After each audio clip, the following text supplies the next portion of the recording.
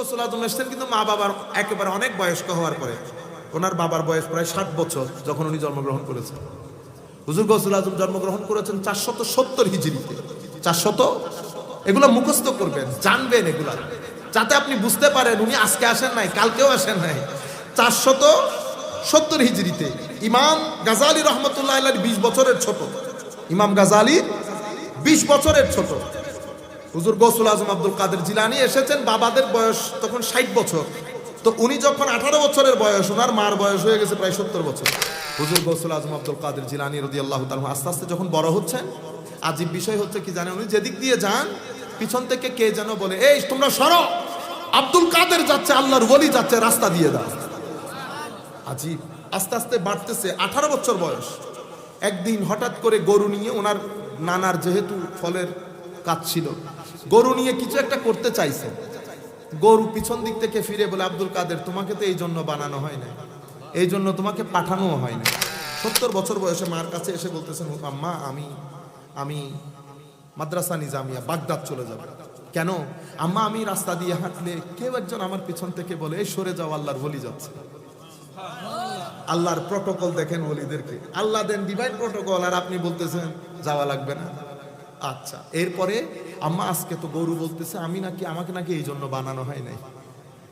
এটা বলার পরে মাও বুঝেছেন, মাও তো দেখতেছেন ছেলে কি হতে যাচ্ছে। হুজুর গৌসুল আজম আব্দুল কাদের জিলানীকে মা বলতেছেন, ঠিক আছে বাগদাদ চলে যাও। 600 প্রায় 49 কিলোমিটার এরকম বা একটু উপর নিচ হবে, ক্রস করে উনি বাগদাদ পৌঁছালেন। 40 দেরহাম মা, আপনারা জানেন ওই যে সত্য কথা বলেছে, সত্যবাদিতা। এজন্য তরিকায়ে কাদেরিয়ার, কাদেরি তরিকতে রুকন, কি জিনিস? রুকন। রুকন মানে হচ্ছে মূল। আসসালামু আলাইকুম ওয়া রাহমাতুল্লাহি তাআলা ওয়া বারাকাতুহু।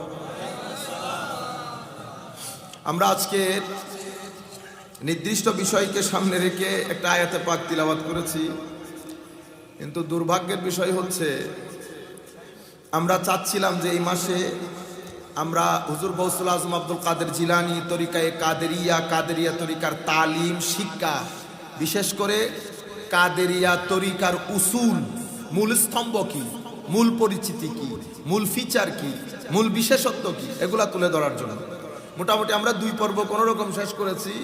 3য় পর্ব থেকে কোনো রকম গ্রাউন্ড পাচ্ছি না, কারণ এই ধরনের আলোচনার জন্য শ্রোতাদের একটা গ্রাউন্ড দরকার, একটা প্ল্যাটফর্ম দরকার। কিন্তু আমরা সাবজেক্ট চেঞ্জ করে ফেলতে হয় যখন আমরা মাহৌল দেখি। এখানে হয়তো কিছু লোক এই বিষয়ের জন্য ফ্যান্টাস্টিক, কিন্তু মোস্টলি আমরা এগুলা শুনতে অভ্যস্ত না, আমরা এগুলা বলতে অভ্যস্ত না। আমি জানি না আপনারা কোন ধরনের বক্তব্য আমার কাছ থেকে আশা করতেছেন, কিন্তু আমি তো এক ধরনের বক্তব্য দিয়ে টানটুন দিতে পারি না। আমাদের পরে যিনি আলোচনা করবেন ইনশাআল্লাহ, আপনাদের দিনের খোরাক উনি মিটাবেন, আপনাদের অন্তরের খোরাক উনি মিটাবেন। উনি আসা পর্যন্ত আমি কোনো রকম চালাবো আর কি। সম্মানিত উপস্থিতি, এই যে মাহফিলটা আয়োজিত হয়েছে, আপনারা আমার কথাগুলো ক্লিয়ারলি শুনছেন? আমার ইকোটা যদি কমাই দেন তাহলে জিনিসগুলো শোনা যাবে। আপনারা যে মাহফিলে এসেছেন, এই মাহফিলে আসার উদ্দেশ্য কি? যারা এখানে এসেছেন মোস্টলি আমরা এমনি ঘর থেকে বেরোয় মাহফিল চলে এসেছি, কোনো নিয়ত করি নাই। এবং আমরা এগুলা বলছি আমাদের মুরব্বীদের জন্য না, আমি আমাদের ছেলেদের জন্য বলছি। আমরা চাচ্ছি যে এই জায়গাগুলোতে সংস্কার হোক, আবার আমরা নতুন করে জিনিসগুলা জানি এবং শিখি। এই মাহফিলের মূল উদ্দেশ্য হচ্ছে আমরা জাতির তরুণ প্রজন্মের কাছে দ্বীন ইসলামের বাণী, দ্বীন ইসলামের তালিমাত তরুণ প্রজন্মের কাছে পৌঁছিয়ে দেওয়া, তাদেরকে দ্বীন শিক্ষা দেওয়া। এখন আপনারা প্রশ্ন করতে পারেন যে এখানে কেন দ্বীন শিক্ষা করতে হবে? এই কারণ আমরা যেখান থেকে দ্বীন শিখতাম সব জায়গাতে আমাদের যাওয়া আসা বন্ধ হয়ে গেছে। আমরা আগে সকালবেলা উঠে মসজিদে চলে যেতাম, আপনাদের এলাকায় হয়তো এখনো যায়, হয়তো শহরের ছোঁয়া কম লেগেছে বিদায় যায়, কিন্তু কিছুদিনের মধ্যে এখানেও শেষ। আমরা ওই যে গ্লোবাল ভিলেজে বসবাস করছি তো সবাই, কিছুদিন পরে দেখবেন এখানেও সকালবেলা উঠে মসজিদে যাওয়ার যে চিত্র সেটা বন্ধ হয়ে গেছে। এরপরে আমরা স্কুলের মধ্যে কলেজের মধ্যে ইসলামিক স্টাডিজ, নৈতিকতা, ধর্ম এগুলা ওখানে শিখতাম। এটাও অলমোস্ট বন্ধ হওয়ার পথে। এখন বলেন আমরা ধর্ম কোত্থেকে শিখবো? রয়ে গেল মাদ্রাসা, হ্যাফজখানা। আপনাদের এখানেও আশেপাশে আছে হ্যাফজখানা। হ্যাফজ এই ধরনের প্রতিষ্ঠানগুলোকে আমরা কি বলি? আমি যদি জিজ্ঞেস করি কাকা আপনার কয় ছেলে, তা আপনি বলেন 2 ছেলে। কাকা বড় ছেলে কই পড়ে? বড় ছেলে তো ভিক্টোরিয়া কলেজে পড়ে। দেখছেন চেহারা সুরত দেখছেন? বড় ছেলে কোথায় পড়ে? আমার বড় ছেলে তো ঢাকা বিশ্ববিদ্যালয়ে পড়ে। কাকা ছোটটা ব্রেন একটু কম, পাশে একটা হ্যাফজখানাতে দিছি। 2টা 2 ধরনের হয়ে গেল না? এখন আমি আপনাকে দেখাবো, আপনি বুঝতে বাধ্য হবেন যে বাংলাদেশে পৃথিবীর যে কোনো প্রান্তে ভিক্টোরিয়া কলেজের যে প্রয়োজন তার চেয়ে বেশি প্রয়োজন মাদ্রাসা এবং হেফজখানা এবং দরবারের। কিভাবে দেখেন আমরা জিনিসগুলা শিখি। আমি চাইবো যে আপনারা মন দিয়ে শুনবেন, শিখবেন, জিনিসগুলা মানুষের কাছে প্রচার করবেন। এটা একটা অনেক সুন্দর দেশ। এইরকম দেশ পৃথিবীর কোথাও খুঁজে পাবেন না আপনি। আল্লাহর মেহেরবানিতে আল্লাহ পৃথিবী দেখাইছে, সব জায়গার পানি একটু একটু খাইছে। এরকম দারুণ দেশ পৃথিবীর কোথাও খুঁজে পাবেন না। কিন্তু আমরা নিজেদের কারণে এই দেশের শান্তিটা নষ্ট হয়ে গেছে। কাদের কারণে? নিজেদের কারণে। কারণ আমরা অসম্ভব অসৎ, আমাদের চরিত্র সুন্দর না। আমরা 2 ধরনের কথা বলি, মাথায় টুপি দাড়ি। এ যদি আমার সাথে এখন একটু ইদার উদার করে, রেগে গেছি না, তো টুপি দাড়ি দেওয়ার কোনো দরকার নাই। ভালো অবস্থায় সবাই ভালো ব্যবহার করে, রাগ অবস্থায় ব্যবহার কোনটা করতেছেন এটার উপর আমি বিবেচনা করব আপনার পরিবারকে, পীরকে আর আপনার উস্তাদকে। বুঝতে পেরেছেন? আপনি যদি বলেন আমার পীর বড়, তা আমি আপনাকে দেখতে হবে না আপনি কত বড়। যিনি বড় তার পীরও বড়। আপনার মেজাজের মধ্যে যদি কোনো পরিবর্তন না আসে, তাহলে যেখানে যাইতেছেন ওখানে কি নাই? হয় ওখানে তাসির নাই, অথবা তাসির নেওয়ার মতো যোগ্যতা আপনার নাই। হয় ওইটা চুম্বক না, অথবা আপনি লোহা না। 2টা থেকে একটা। যদি আপনি লোহা হন তো চুম্বকের সাথে থাকতে থাকতে তো লোহা চুম্বক হয়ে যাওয়ার কথা, তাই না? পেরেকের সাথে দেখেন না, হয়ে যায় না? কিন্তু চুম্বকের লগে যদি একটা গাছ রাখেন, গাছের উপর কোনো তাসির হবে? যত বড়ই চুম্বক হোক। তাহলে আপনি যখন বলবেন আমি অমুকের ছাত্র, তো আপনাকে দেখে সেটা বুঝতে হবে আপনি অমুকের ছাত্র। কিভাবে বুঝবো? কথায়, বার্তায়, আদবে, আখলাকে। আপনি জ্ঞানী, শিক্ষিত, এটা আপনাকে মুখে বলতে হবে না। আপনার উঠা বটা চাল চলন বলে দেবে আপনি কোন পুকুরের মাছ। আপনারা বুঝতে পেরেছেন? হ্যাঁ। এখন আপনি দেখেন কি কি জায়গায় দুর্ঘটনা ঘটেছে, কোন কারণে আজকে আমরা এখানে এই অশান্তি, অরাজকতার মধ্যে এসেছি। আমরা হ্যাফজ এবং মাদ্রাসা শিক্ষা এটাকে একেবারে নিচের দিকে নেমে এসেছে। কিন্তু ছেলে যদি ওই ভিক্টোরিয়াতে পড়ে, ভিক্টোরিয়া বলে সামগ্রিকভাবে দ্বীনি শিক্ষা যেটা, সেটা আমরা অর্জন করার কোনো জায়গা নাই। এটার পরিণাম কি হয়েছে? আমরা মোস্টলি কোরআন শরীফ পড়তে জানি না, নাম্বার 1। মোস্টলি বলতে কিরকম? 100 জনের মধ্যে প্রায় 90 থেকে 95 জন কোরআন শরীফ পড়তে জানি না।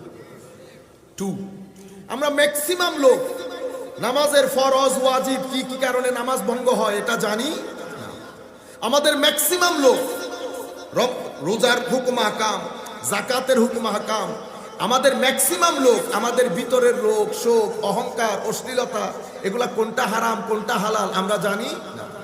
সবচেয়ে বড় বিষয় আকীদা কি গুরুত্বপূর্ণ, কতটুকুন গুরুত্বপূর্ণ, এবং আকীদার মেইন ফিচারগুলা কি কি, আকীদার কোন কোন জায়গায় আপনাকে স্ট্রং থাকতে হবে, সব কোনো কিছুই আমরা জানি না। এই প্রজন্ম যদি এই অবস্থা হয়, আগামী 20 বছর পরের প্রজন্ম তো বুঝতেও পারবে না সেই যে মুসলমান। এখন আমি যখন এই মাহফিলে এসেছি প্রায় 5 ঘন্টা সফর করে, আবার 5 ঘন্টা সফর করে যেতে হবে। 10 ঘন্টার সফর না? গতকালকেও গেছি কুমিল্লা থেকে, 5-10 ঘন্টার সফর। এটা সাধারণভাবে ইম্পসিবল কাজ। প্রত্যেকদিন আপনি এভাবে 500-550 মাইলের সফর, এই যে এত দূর থেকে এখানে আসা, এটার কারণ কি? 5-10 জন মানুষের জন্য কোনো দরকার নাই তো। কেন আসলাম? আমি যদি এখানে এসে আমি দ্বীনের তালিমটাকে আম করতে না পারি, তাহলে আমার আসা যাওয়া ধোঁকা হবে, ফালতু অপচয় হবে সময়ে। আর যদি আমি এখানে হাসি তামাশা করে চলে যাই, তাইলে কি হবে? ভণ্ডামি হবে। কি হবে? ভণ্ডামি। আমরা এখন আমাদের গত 20-30 বছরের তরবিয়ত কি হয়েছে? তরবিয়ত আমরা শিখতে চাচ্ছি না, আমরা মজা নিতে চাই। কি চাই? মজা নিতে। আমি কিন্তু মজা দিতে পারবো। আপনি টান টুন দেখে তো বুঝতে পারছেন যে টান আমারও আছে, টান আমারও। আমি নাত পড়ি, পড়ি মানে এমনি পড়ি না, ভালো নাত পড়ি। আমি চাইলে 2 মিনিটের মধ্যে আপনাকে হেলাই দিতে পারি, এবং এভাবে আমি যদি 30-40 মিনিট অতিবাহিত করি, আপনি বুঝতেও পারবেন না যে 30 মিনিট চলে গেছে। বুঝতে পেরেছেন? কিন্তু আমি ওই কারণে আসি না এখানে, এই কারণে এখানে আসি। তাইলে আমি যদি এই মাহফিলগুলাকে আমার নবীর দ্বীনের তালিমাত তরুণ প্রজন্মকে দিতে না পারি, আপনি এখানে বসে যদি কিছু শিখে যেতে না পারেন, তাহলে আমার আশাও বিফল, মাহফিলের ইন্তেজামও বিফল। ধরেন এখানে 2 লাখ মানুষ হয়েছে, 2 লক্ষ মানুষ হয়েছে। 2 লাখ মানুষের মধ্যে আমরা কিছু ইদার উদার করে সময় অতিবাহিত করে চলে গেলাম, সবাই যার যার মতো করে চলে গেল। কারো জীবনে কোনো পরিবর্তন আসে নাই। কারো জিন্দেগিতে পরিবর্তন বলতে কি? ভিতরের একটা অ্যাওয়ারনেস, একটা সচেতনতা, ভিতর থেকে আপনি জেগে উঠা। ভিতর থেকে আমরা সবাই এখন হয় গাফেল, হিটলেস, মানে কি হবে না হবে এ বিষয়ে আমাদের কোনো চিন্তা ভাবনা। আমার সুইচ, জিন্দেগির সুইচ, এটা যে কোনো মুহূর্তে পড়ে যেতে পারে এই বিশ্বাস আমার আছে, কিন্তু এটাকে আমি ফিল করতে পারতেছি না। কেন? কিছু দুনিয়া, কিছু নফস, শয়তান, তাবৎ জিনিস মিলে আমি যে চলে যাব এটা আমি বিশ্বাস করতে পারতেছি। বিশ্বাস করলেও আমি ফিল করতে পারছি না। আপনারা বুঝতে পারছেন? কিন্তু এই মুহূর্তে এসে আমরা যদি আপনাদেরকে এই জিনিসগুলার এই জায়গায় কাজ করতে না পারি, তাহলে কি হবে জানেন? মনে রাখবেন, যেই সোসাইটি থেকে এই কথাটা আপনারা গভীর মনোযোগ দিয়ে শুনবেন, ইয়াকিন মনে করবেন, ইয়াকিন। আমাকে যে এখানে দেখছেন কোনো সন্দেহ নাই, আমি এখন যে কথাটা বলবো সেটা সেই আন্দাজে নেবেন। দ্বীনের তালিমাত, নামাজ, তাসবিহ, তাহলিল, রোজা, হজ, যাকাত, তিলাওয়াত, জিকির, নামাজ, ইবাদত, মানুষকে সহযোগিতা করা, এটা যদি আপনি বন্ধ করে দেন, এটা যদি আপনি বন্ধ করে দেন, আপনাদের ধারণা হচ্ছে কবরে আযাব হবে। এই তো, এটাই তো। কবর ভুলে যান, কবর আল্লাহ আল্লাহ রাসূলের হাতে দিয়ে দেন। মনে রাখবেন, যেই জাতি ধর্ম ছেড়ে দেবে, যেই জাতি তাদের নবীর তালিমাত ছেড়ে দেবে, সেই জাতি এই দুনিয়াতে তাদের জিন্দেগি জাহান্নামে পরিণত হবে। মাইয়া আমাল সুআন ইউজজা বিহ। আপনি যতটুকু অসৎ কাজ, তার মানে কি আমরা সবাই ফেরেশতা হয়ে যাব? ফেরেশতা তো হতে পারবো না, আমরা গুনাহগার মানুষ। কিন্তু কিছু কাজ আমরা করতে পারবো না যা আমরা হরদম করি। সেটা কি? আমি মানুষকে ঠকাইতে পারবো না, আমি মানুষের সাথে প্রতারণা করতে পারবো না, আমি মানুষকে জুলুম করতে পারবো না, আমি কথায় কাজে ইনিয়ে বিনিয়ে কোনো মানুষকে ছোট করে আমি নিজে বড় হতে পারবো না। অহংকার, অশ্লীলতা, মানুষ ঠকানো, পরনিন্দা করা, পরচর্চা করা, এগুলো আমি করতে পারবো না। কিছু গুনাহ করব, তওবা করব, আল্লাহ ক্ষমা করে দেবেন, এই গুনাহগুলো আল্লাহ ক্ষমা করবেন না। আপনি একটা মানুষকে সামান্য ওজনে কম দিয়েছেন, আল্লাহ ক্ষমা করবেন না। এখন এগুলা যখন আপনি করবেন, আপনি যখন হারাম টাকা আপনার পকেটে ঢুকাবেন, হারাম যখন আপনি পকেটে ঢুকিয়েছেন, 1 টাকা হোক, 1 কোটি টাকা হোক, 1 মিলিয়ন টাকা হোক, এটা আপনি সূর্যের মতো বিশ্বাস করবেন। যেই তারিখ হারামের টাকা আপনার ঘরের ভিতরে ঢুকবে, সেই তারিখ থেকে আপনার ঘরের শান্তি এবং বরকত আস্তে আস্তে যেতে শুরু করবে, এবং পরিস্থিতি এমন অবস্থায় চলে যাবে, আপনি আপনার এই অশান্তি আর বরদাস্ত করতে না পারে আপনি এসে উলামায়ে কেরামকে বলবেন, হুজুর আর বাঁচতে ইচ্ছে করে না, বাঁচতে ইচ্ছে। মনে রাখবেন, কেউ গরিব, কেউ ধনী, এই দুনিয়ার মধ্যে কেউ বলে, কেউ শুনে, এটা আল্লাহর নিজাম। এটা আমি নিজে নিজে অর্জন করি নাই, আমার আল্লাহ আমাকে বসিয়েছেন বিদায় আমি এখানে। কালকে কান্দরে যদি নিচে বসিয়ে দেয়, উপরে ওঠার কোনো সাধ্য আমার নবী বলছেন, হে যুবক, হযরতে আব্দুল্লাহ ইবনে আব্বাস রাদিয়াল্লাহু তাআলা আনহুকে আমার নবী বলছেন, হে যুবক, তুমি যদি সহযোগিতা চাও তো আল্লাহর দরবারে চাইবে। কেন? তো আল্লাহ যদি তোমাকে সহযোগিতা করে, কুল কায়নাত যদি তোমার বিরুদ্ধে চলে যায়, কেউ তোমার একটা পশম ইদার উদার করতে পারবে।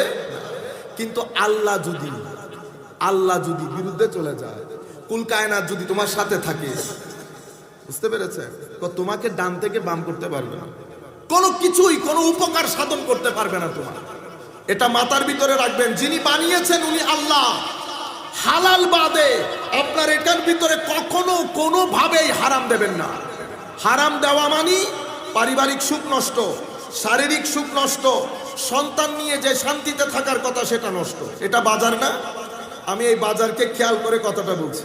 কেন? আমার নবী কি বলেছেন? ভোক্তা অধিকার দেখতেছেন না? ভোক্তা অধিকার, এই কাজ প্রথমে আমার নবী শুরু করেছেন। কে শুরু করেছেন? আমার নবী।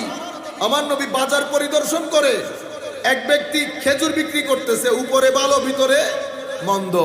আমার নবী হাত ঢুকালেন, হাত ঢুকিয়ে হাত বের করে দেখে না, ভিতরে নষ্ট উপরে ভালো।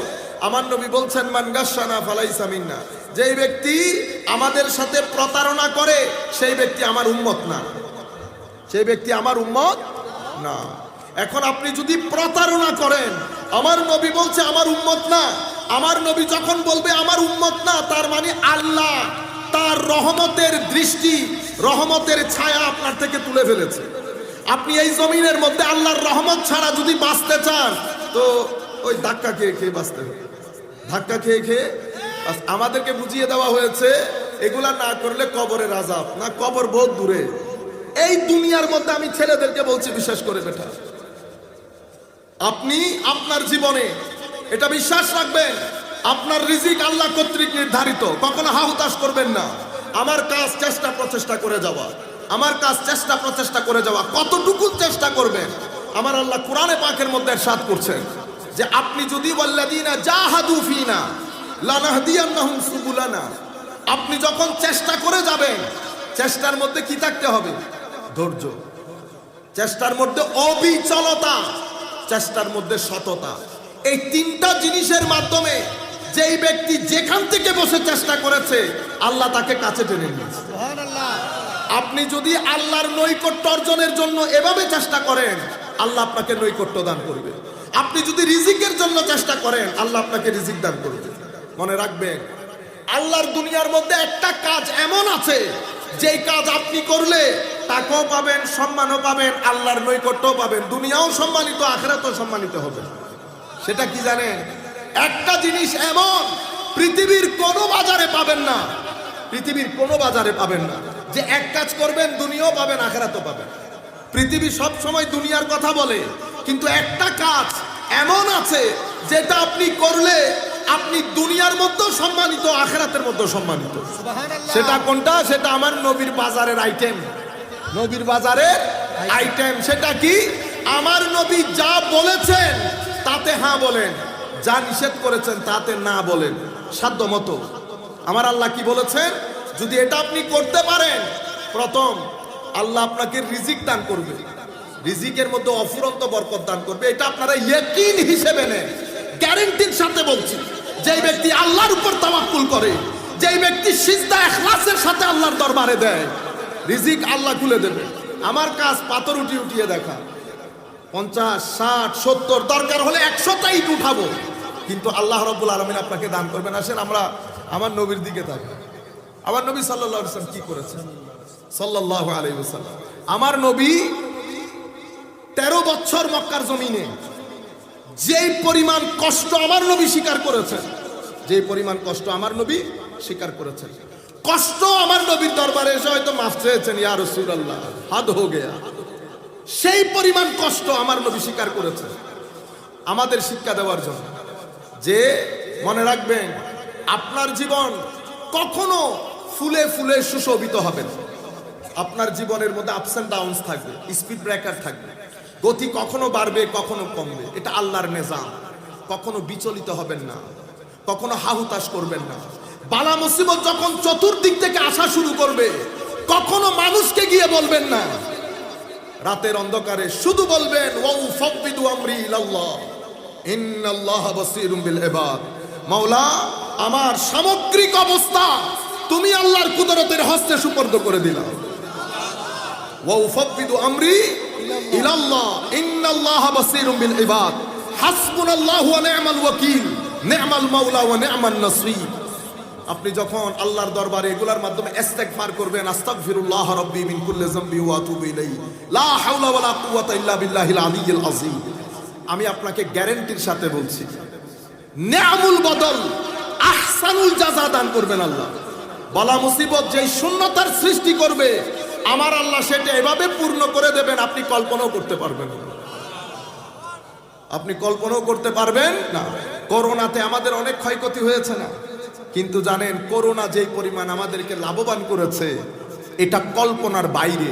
করোনার মাধ্যমে মুসলিম নন মুসলিম যতগুলো মানুষ হেদায়েতের পথে এসেছে, করোনা ছাড়া সেটা সম্ভব হতো, করোনা ছাড়া সেটা সম্ভব হতো না। এখন আমি কি বললাম, কোন অবস্থায় কেন হাউতাস কেন করবেন না, কারণ ইন্না মাআল উসরে ইউসরা ফা ইন্না মাআল উসরে ইউসরা। আপনার জীবনে যখনই কোনো কঠিন সময় আসবে, কঠিন সময় আপনাকে জানিয়ে দেবে সুন্দর সময় আসার পথে, সুন্দর সময় আসার পথে। আমি ওই যেখান থেকে শুরু করেছিলাম, এখন আপনি মাদ্রাসার তালিম শেষ, এটা আমাদের তালিমের জায়গা, তালিমের জায়গা। ধর্মের তালিম যদি সোসাইটি থেকে উঠে যায়, শুধু যদি কুমিল্লা ভিক্টোরিয়া কলেজ রাখেন কি হতে পারে বলেন? কুমিল্লা ভিক্টোরিয়া থেকে ঢাকা ইউনিভার্সিটিতে ভর্তি হলেন, ঢাকা ইউনিভার্সিটিতে ভর্তি হওয়ার পরে ভালো সাবজেক্ট বিসিএস ক্যাডার অথবা ভালো চাকরি, অনেক টাকা, টাকা দিয়ে কি করেন আপনারা? ভাত কিনেন তো, ভাত কোথায় যায়? পেটে। আপনার শরীরে মেইন পার্ট তিনটা, ব্রেইন, অন্তর, আপনাদের ভাষায় বলছি অন্তর আর পেট সাহেব। ব্রেইন দিয়ে আপনি লেখা পড়া প্ল্যান প্রোগ্রাম পলিসি সবকিছু করেছেন, গ্রেট ইনাফ। কতটুকুতে গেছেন? পেট পর্যন্ত গেছেন। পেটে খাদ্য দিলে কি হয়? আপনার শরীর সবল থাকে, ভিটামিন ক্যালোরি প্রোটিন সবকিছু যায়, আপনি সারভাইভ করতে পারেন, সুঠাম দেহি হন, শক্তি সামর্থ্য থাকে। আপনি কি করলেন? এটাকে ইগনোর করলেন, এটাকে আপনি 3 দিন যেতে না যেতে আপনি এখন কি বলছেন? ভাই শান্তি লাগে না। কি লাগে না? শান্তি। কেন শান্তি লাগবে না? এত টাকা, এত পয়সা, এত গাড়ি, এত বাড়ি, কেন শান্তি লাগবে না? শান্তি লাগছে না কারণ পেটের খিদা তো মিটালেন, এটার খিদা কে মিটাবে? এটার খিদা কে মিটাবে? এটার খিদা না মিটালে কি হয়? এটার খিদা না মিটালে আমেরিকার মধ্যে, ইংল্যান্ডের মধ্যে, ইউরোপের মধ্যে ওখানে কি হয়? এটার খিদা না মিটানোর কারণে অশ্লীলতা আকাশে, ডিভোর্স রেট আকাশে, ড্রাগ ডিলিং আকাশে, মদ আকাশে, শরাব আকাশে। মা জানে না ছেলেকে, ছেলে জানে না বাপকে, এটা কোনো জীবন হইল? রেজাল্ট কি? রেজাল্ট হচ্ছে আত্মহত্যা। রেজাল্ট কি? রেজাল্ট হচ্ছে আপনার হতাশা, ডিপ্রেশন। রেজাল্ট কি? রেজাল্ট হচ্ছে শত রকমের মানসিক অসুস্থতা। আমাদের এখানে এখন হচ্ছে না? আমাদের এখানে গত 10 বছরে তালাকের রেট উঠতে উঠতে আকাশের দিকে উঠছে। এই যে আমি তালাক শব্দটা বলছি, লজ্জা পাচ্ছি না কেন? কারণ সামগ্রিকভাবে সমাজের মধ্যে এখন লজ্জা উঠে গেছে শব্দ। এক সময় আমি আমার বাবাদেরকে দেখছি মিটিং এর মধ্যে বসছে, ডিভোর্স এটা উচ্চারণ করছে না, লিখে দিছে। এটার জন্য মিটিং কেন? আমরাও আছি, ছেলেদেরকে শব্দটা শোনাচ্ছে না, ডিভোর্স। কিন্তু এখন আমি কয়বার বলে ফেলছি দেখেন। এভাবে সোসাইটি সামগ্রিকভাবে তখন বেহায়া হয়ে যায়। কি হায়া? বেহায়া। তখন মা বাবা ভাই বোন মিলে এমন এমন নাটক দেখে, যেই নাটক আজ থেকে 10 বছর আগে কল্পনাও করা যেত না। এটাকে বলে স্লো পয়জনিং। আস্তে আস্তে আস্তে আস্তে কখন আপনি মডার্ন হয়ে গেছেন আপনি কল্পনাও করতে পারবেন না।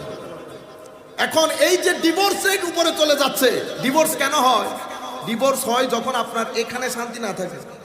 যদি এখানে শান্তি থাকে, আজ থেকে 30 বছর আগে আমাদের সমাজের দিকে যদি তাকান, আমাদের মুরব্বিয়ানে কেরাম যারা আছেন তারাও বুঝতে পারবেন, 30 বছর আগে ডিভোর্স রেট নিচে ছিল। ডিভোর্স রেট এখন বুঝবেন আমার নবী, আমার নবীর কোরআন, নবীর হেদায়ত এই দুনিয়াতে আল্লাহ কেন পাঠালেন? এই দুনিয়াতে পাঠিয়েছেন আপনাকে শান্তি দেওয়ার জন্য, পেটের ভাতের জন্য না। পেটের ভাতের জন্য তো আল্লাহ ব্রেন দিয়ে পাঠাই দিয়েছেন, ওইটা দিয়ে আপনি যাইতে যাইতে চাঁদের দেশে চলে গেছেন, চাঁদের দেশে যাইতে পারবেন, কিন্তু এখানে শান্তি আনতে পারবেন না। কেন? আলা বিযিকরিল্লাহি তাতমাইন্নুল কুলুব। এখানের শান্তি শুধু আল্লাহর জিকির থেকে আসবে। এখানের শান্তি আমার নবীর ইশক, আদব, তাজিম ও মহব্বত থেকে আসবে। এখানের শান্তি আউলিয়ায়ে কেরামের জিয়ারতের মাধ্যমে আসবে। এখানের শান্তি তিলাওয়াতে কোরআন, মানুষকে সহযোগিতা করা, মানুষের মুখে হাসি ফুটানো। এতগুলা কথা যেগুলা বলছি, এগুলা ভিক্টোরিয়া কলেজও আপনাকে বলবে না, এগুলা ঢাকা বিশ্ববিদ্যালয়ে বলবে না। ঢাকা বিশ্ববিদ্যালয়ে কোনোদিন শুনেছেন কেউ বলতে মানুষকে সহযোগিতা করো? মানুষকে সহযোগিতা করলে অন্তরে শান্তি পাওয়া যায়। প্রতিবেশীকে সহযোগিতা করো, প্রতিবেশীকে সহযোগিতা করলে সমাজের মধ্যে স্থিরতা থাকে। মা বাবাকে সম্মান করো, এদেরকে সম্মান করলে আত্মীয়তার সম্পর্ক শক্তিশালী থাকে। আত্মীয়তাকে সম্মান করো, আত্মীয়তা ঠিক থাকলে ধর্ম ঠিক থাকে। আমার নবী বলেছেন, আত্মীয়তার সম্পর্ক নষ্ট হওয়া মানে ধর্ম বরবাদ হয়ে যাওয়া। ধর্ম বরবাদ হয়ে যাওয়া। আমি বুঝতে পারতাম না, হালাকুদ্দিন বলেছে আমার নবী, হালাকুদ্দিন। আচ্ছা, ধর্মের সাথে আত্মীয়তার সম্পর্ক, এটা আমি তালগুল বুঝতাম না, কিন্তু আল্লাহ রাব্বুল আলামিনের দরবারে অশেষ শুকরিয়া। পরে বুঝে আসলো যে আত্মীয়তার সম্পর্ক যাদের থাকে না, তারা মেন্টালি 24 আওয়ার্স ডিস্টার্ব থাকে, দিল খুলে হাসতে পারে না। যারা দিল খুলে হাসতে পারে না, নামাজের মধ্যে কখনো ফোকাস করতে পারবে না। নামাজের মধ্যে মরামুখ, নিজও রিল্যাক্স নাই, যারা তার চেহারার দিকে দেখবে তাদেরও কি থাকবে না। এজন্য আমার নবী বলছেন, কারোর সাথে দেখা হলে হাসি দাও, মুস্কি হাসি। কেন? ইন্না মিনাল কুল্লু মারুফিন সাদকা ওয়া ইন্না মিনাল মারুফ আন তালকা আখাকা বিওয়াজহিন তালাক। মুস্কি হাসি দিয়ে আপনার ভাইয়ের সাথে কথা বলো, এটা সদকার সওয়াব। কেন? আপনি যখন মুস্কি হাসি দিয়ে কারোর সাথে কথা বলবেন, ওই ব্যক্তি মেন্টালি রিল্যাক্সড হয়ে যাবে। আমি আপনাদেরকে কি বললাম? তাহলে শান্তি কোথায়? শান্তি এই সমস্ত কাজের মধ্যে। শান্তি মসজিদে, শান্তি মাদ্রাসায়, শান্তি হেফজখানায়, শান্তি খানেকায়, শান্তি মাজারাত, আউলিয়ায়ে কেরামের জিয়ারত। মাদ্রাসার মধ্যে হাঁটলেও শান্তি পাবে। শান্তি কোথায়? মিলাদুন নবী মাহফিলে। মিলাদুন নবীর আমাদেরকে অনেক বলে না, এত মাহফিল, কোন হেদায়েত হচ্ছে? শুকর করেন, শুধু মাহফিলের কারণে, শুধু মাহফিলের কারণে বাংলাদেশ সরকারের শত শত কোটি টাকা বেঁচে যায়।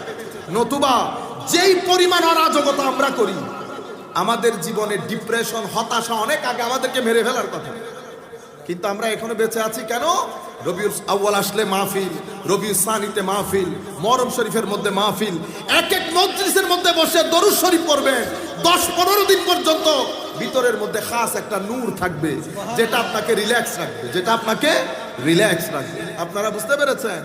এখন আপনি বলবেন, ছেলে বড়টা ভিক্টোরিয়া কলেজে, একটা হেফজখানায়।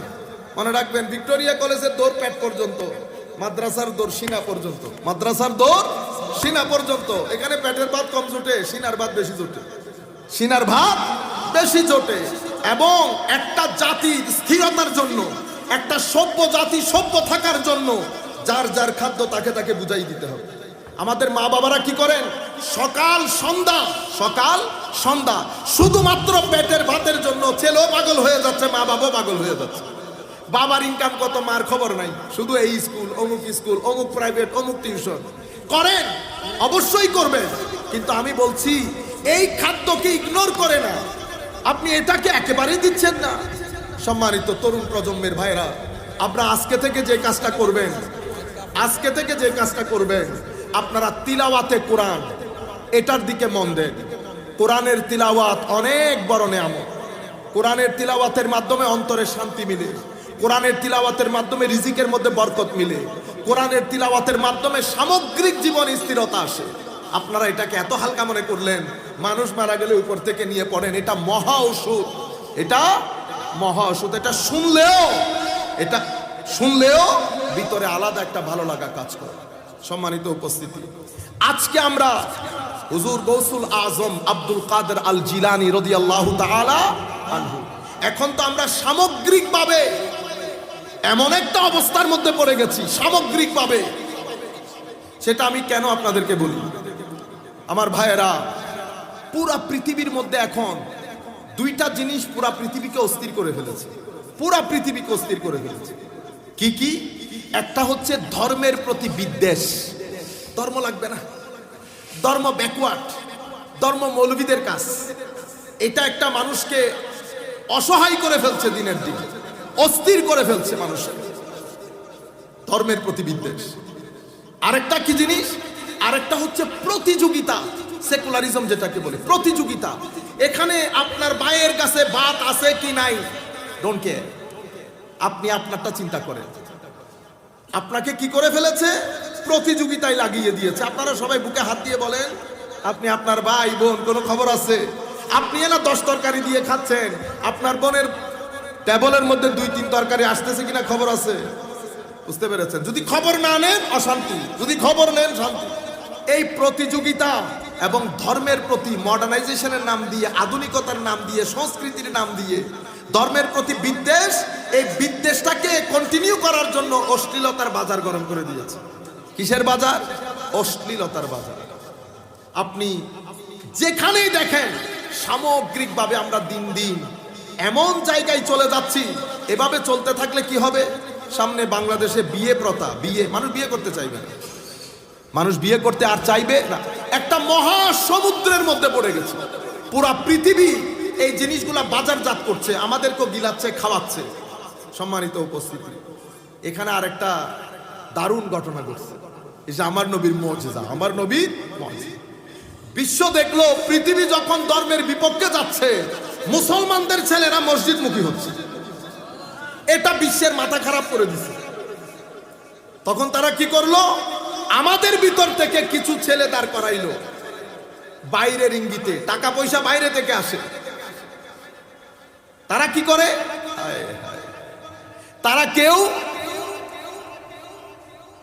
আমার নবী সাল্লাল্লাহু আলাইহি ইসলামের দুনিয়া থেকে চলে যাওয়ার পরে উম্মতের উলামায়ে কেরাম যখন ফিতনা ফাসাদ শুরু হয়ে গেছে, হায় হায়, আমার নবীর আলেমরা মিলে যখন এই ভিতরের ইহুদিরা, এই কাজের মূলে কারা? ইহুদি। এরা কিছু মুনাফিকদেরকে নিয়ে বিভিন্ন ধরনের আকীদা মুসলমানদের মধ্যে ঢুকানোর চেষ্টা করে। আকীদা এটা এটা শিয়া, কাদেরি, শিয়া, রাফেজি, খারেজি, জবরি, কদরি, মুতাজিলা, এক একজনের এক এক আকীদা। বুঝতে পেরেছেন? এগুলা সামান্য লোকের কাজ। মেইন স্ট্রিম মুসলমান এখান থেকে পবিত্র।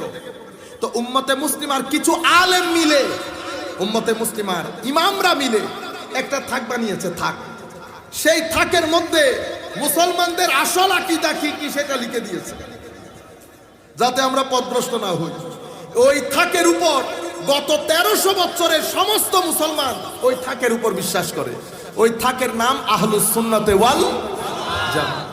আহলুস সুন্নাতে ওয়াল জামাত। এই আহলুস সুন্নাহ এটা কি আজকে 500 বছর আগে, 700, ও ভাই 1200-1300 বছরের আকীদায়ে সহিহা আহলুস সুন্নাতে ওয়াল জামাত। এই থাকের নাম দিছে আহলুস সুন্নাতে ওয়াল জামাত। আপনি পৃথিবীর বুকে যিনি মুহাদ্দিস হোক, মুফাসসির হোক, উম্মতে মুসলিমার মধ্যে যত আলেম সাধারণ মানুষ সবাই আকীদা তার ওই থাককে মেনে নিছে, আহলুস সুন্নাতে ওয়াল জামাত। এর পরের থাক, আমার নবী দুনিয়া থেকে চলে গেছেন, সাহাবায়ে কেরাম তালিমের মাধ্যমে চলতো, তালিম। অতঃপর স্থানীয় উলামায়ে কেরাম নামাজ যেভাবে শিখাইছে সেভাবে মুসলমানরা বেড়েছে, বিভিন্ন দেশে ইসলাম ঢুকেছে। ঢুকার পরে ওই যে এই ফিতনাবাস ইহুদিদের সাথে মিক্স হয়ে গোতাগুতি করত। উম্মতে মুসলিমার আইম্মারা মিলে আরেকটা থাক বানিয়েছে শরীয়তের। ফরজ কোনটা, ওয়াজিব কোনটা, সুন্নতে মুআক্কাদা কোনটা, গায়র মুআক্কাদা কোনটা, মুস্তাহাব কোনটা, হারাম কোনটা, মাকরুহে তাহরিমি কোনটা, তানজিহি কোনটা, তাক আলাদা আলাদা করে দিছে না। এখন আপনি যখন আমাকে জিজ্ঞেস করতেছেন, হুজুর ওইটা কি ফরজ না ওয়াজিব, আমি কি নিজ থেকে বলতেছি? নিজ থেকে না তো, ওই থাক থেকে কিতাব নিয়ে ফরজ। বুঝছেন? কেউ নিজ থেকে বলে না। থাকগুলা রেডি। কারা রেডি করেছেন? আমাদের ইমামরা, আমাদের ইমামরা। শরীয়তের তাকও রেডি। এরপরে এখানে একটা থাক, আপনি আমাকে এসে জিজ্ঞেস করতেছেন, হুজুর এই হুদাল্লিল মুত্তাকিন, কোরআন মুত্তাকিনদের জন্য হেদায়েত, এটা তো জানি, কিন্তু হুজুর তাকওয়া অর্জন করে কেমনে? তাকওয়া অর্জন করলে কি হয়? ভিতরে কেমন কেমন লাগে? এটা অর্জন করতে গেলে কি কি সমস্যার সম্মুখীন হতে হয়? হুজুর নামাজ আমি জানি, কিন্তু নামাজের মধ্যে খুশু এবং খুদু এটা কেমনে অর্জন করতে হয়, এটা অর্জন করলে কিরকম কিরকম লাগে, কোন কোন সমস্যার সম্মুখীন হয়, এটা আমার জানা নাই। আমি আকীদার থাকের মধ্যেও নাই, শরীয়তের থাকের মধ্যেও নাই। এখান থেকে জুনাইদে বাগদাদি ডাক দিয়েছে, আই বেটা আমার থাকে আয়। এখান থেকে হযরতে দাতা গাঞ্জবাস ডাক দিয়েছে, হুজুর গৌসুল আজম ডেকেছে, হযরতে খাজা মাইনুদ্দিন চিশতি ডেকেছে, বাহাউদ্দিন নকশবন্দ ডেকেছে, হযরতে শেখ শিহাবুদ্দিন সোহরাওয়ার্দী ডেকেছে। আমাদের চট্টগ্রামের বাংলাদেশের বুকে শাহজালাল ইয়েমেনি বলেন, শাহে আমানত বলেন, আপনাদের অত্র এলাকার মধ্যে যত আউলিয়ায়ে কেরাম এরা আমাদেরকে ডেকে বলতেছেন আমাদের থাকে আসো, এটা ওই থাকে পাবা না, এটা ওই থাকে পাবে না। অসংখ্য কিতাব পত্র রচনা করে দিয়েছে যাতে আমাদের কোনো সমস্যা, যে আপনি আমাকে বলেছেন ফাঁ করে উঠে আমি কিতাব নিলাম। কিতাবকার ইমাম কুশাইরি আর রেসালা কি জিজ্ঞেস করেছেন, তাকওয়া, তাকওয়ার পেজে গেলাম, হ্যাঁ তাকওয়া এইভাবে ব্যবহার করতে হয়। হুজুর এটা তাহলে কিভাবে কি করতে হবে, তাইলে আল্লাহর ওলি বলতেছেন ওলির দরবারে যেতে হবে। এটা আপনি বসে বসে শিখবেন, কিতাবে কিতাবে না। হুজুর এটা কোন ধরনের, কই ইন্টার্নি ডাক্তারের মতো। ইন্টার্নি ডাক্তার কি করে, সিনিয়রের সাথে থাকে 1 মাস 2 মাস 3 মাস। সিনিয়র ডাক্তারকে যদি জিজ্ঞেস করে স্যার এই যে ওষুধটা দিছেন এটা কোন কিতাবে পাইছেন, যদি এটা জিজ্ঞেস করে দিবে না সোয়ার একটা। কেন, এখানে আপনি এক্সপিরিয়েন্সের খেলা, অভিজ্ঞতার খেলা, বুঝতে পেরেছেন? থাক তিনটাই রেডি, থাক তিনটাই রেডি। উম্মতে মুসলিমা যখন মসজিদমুখী হচ্ছে তখন ওয়েস্টের পক্ষ থেকে বা যে কোনো এক জায়গার পক্ষ থেকে শত শত টাকা খরচ করে আমাদের যুবক ভাইয়েরা বলছে প্রথমে কোন তাক ফেলে দিবেন, এই যে আকীদার তাক এটা ফেলে দেন, আমরা মুসলমান, ওই তাকের দরকার নেই। বুঝতে পেরেছেন? 1200 বছরের যেই থাক, সেই থাক আমার মুসলমানদের যুবক বলছে এটা লাগবে না, এটা ফেলে দেন। আচ্ছা, আরেক দল উঠে বলতেছে হুজুর এই মাযহাবের শরীয়তের যে তাক এটাও ফেলে দেন, এটাও আমাদের দরকার নেই, এটা আমাদের দরকার নাই। আমাদের ছেলেরা এগুলাই বলে আর কি। আরেকজন এসে বলতেছে হুজুর হাদিসের তাক ফেলে দেন, হাদিস লাগবে না, এটাও 300 বছর পরে আসছে। আরেক দল আইসা বলতেছে হুজুর তরিকতের এই তাক এটাও ফেলে দেন, এটাও নিরেট মুনাফিকি। পক্ষের না বিপক্ষের আপনারা বুঝতে পারছেন? এখানে দলিলাদিল্লার বিষয় না, আপনি মুসলমানের ছেলে, 1200 বছর উম্মতে মুসলিমার তৈরি করা থাক আপনি সমস্ত থাক খুলে সমুদ্রে নিক্ষেপ করতে চাচ্ছেন, তা আপনারটা ধর্ম কোনটা? আপনি বলতেছেন আমি মুসলমান, মুতাজিলাও তো বলতো আমি মুসলমান, শিয়াও বলে আমি মুসলমান, কাদিয়ানিও বলে আমি মুসলমান, ও তো কোরআন থেকে দলিল দিচ্ছে। আপনারা বুঝতে পেরেছেন? সুতরাং আমি আপনাদেরকে যে মেসেজ দেব, যখনই কোনো নতুন কথা শুনবেন মনে করবেন এটার পিছনে বাইরের হাত, এটার পিছনে বাইরের। যখন বলবে তারাবি 8 রাকাত মনে করবেন বাইরের হাত।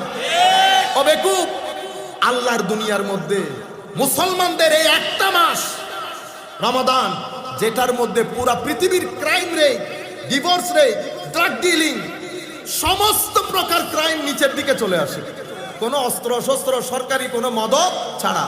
শুধু কেন, আমার ভাইয়ের টুপি পকেট থেকে মাথায় উঠে গেছে। টুপি পকেট থেকে মাথায় উঠার শান দেখছেন কিরকম?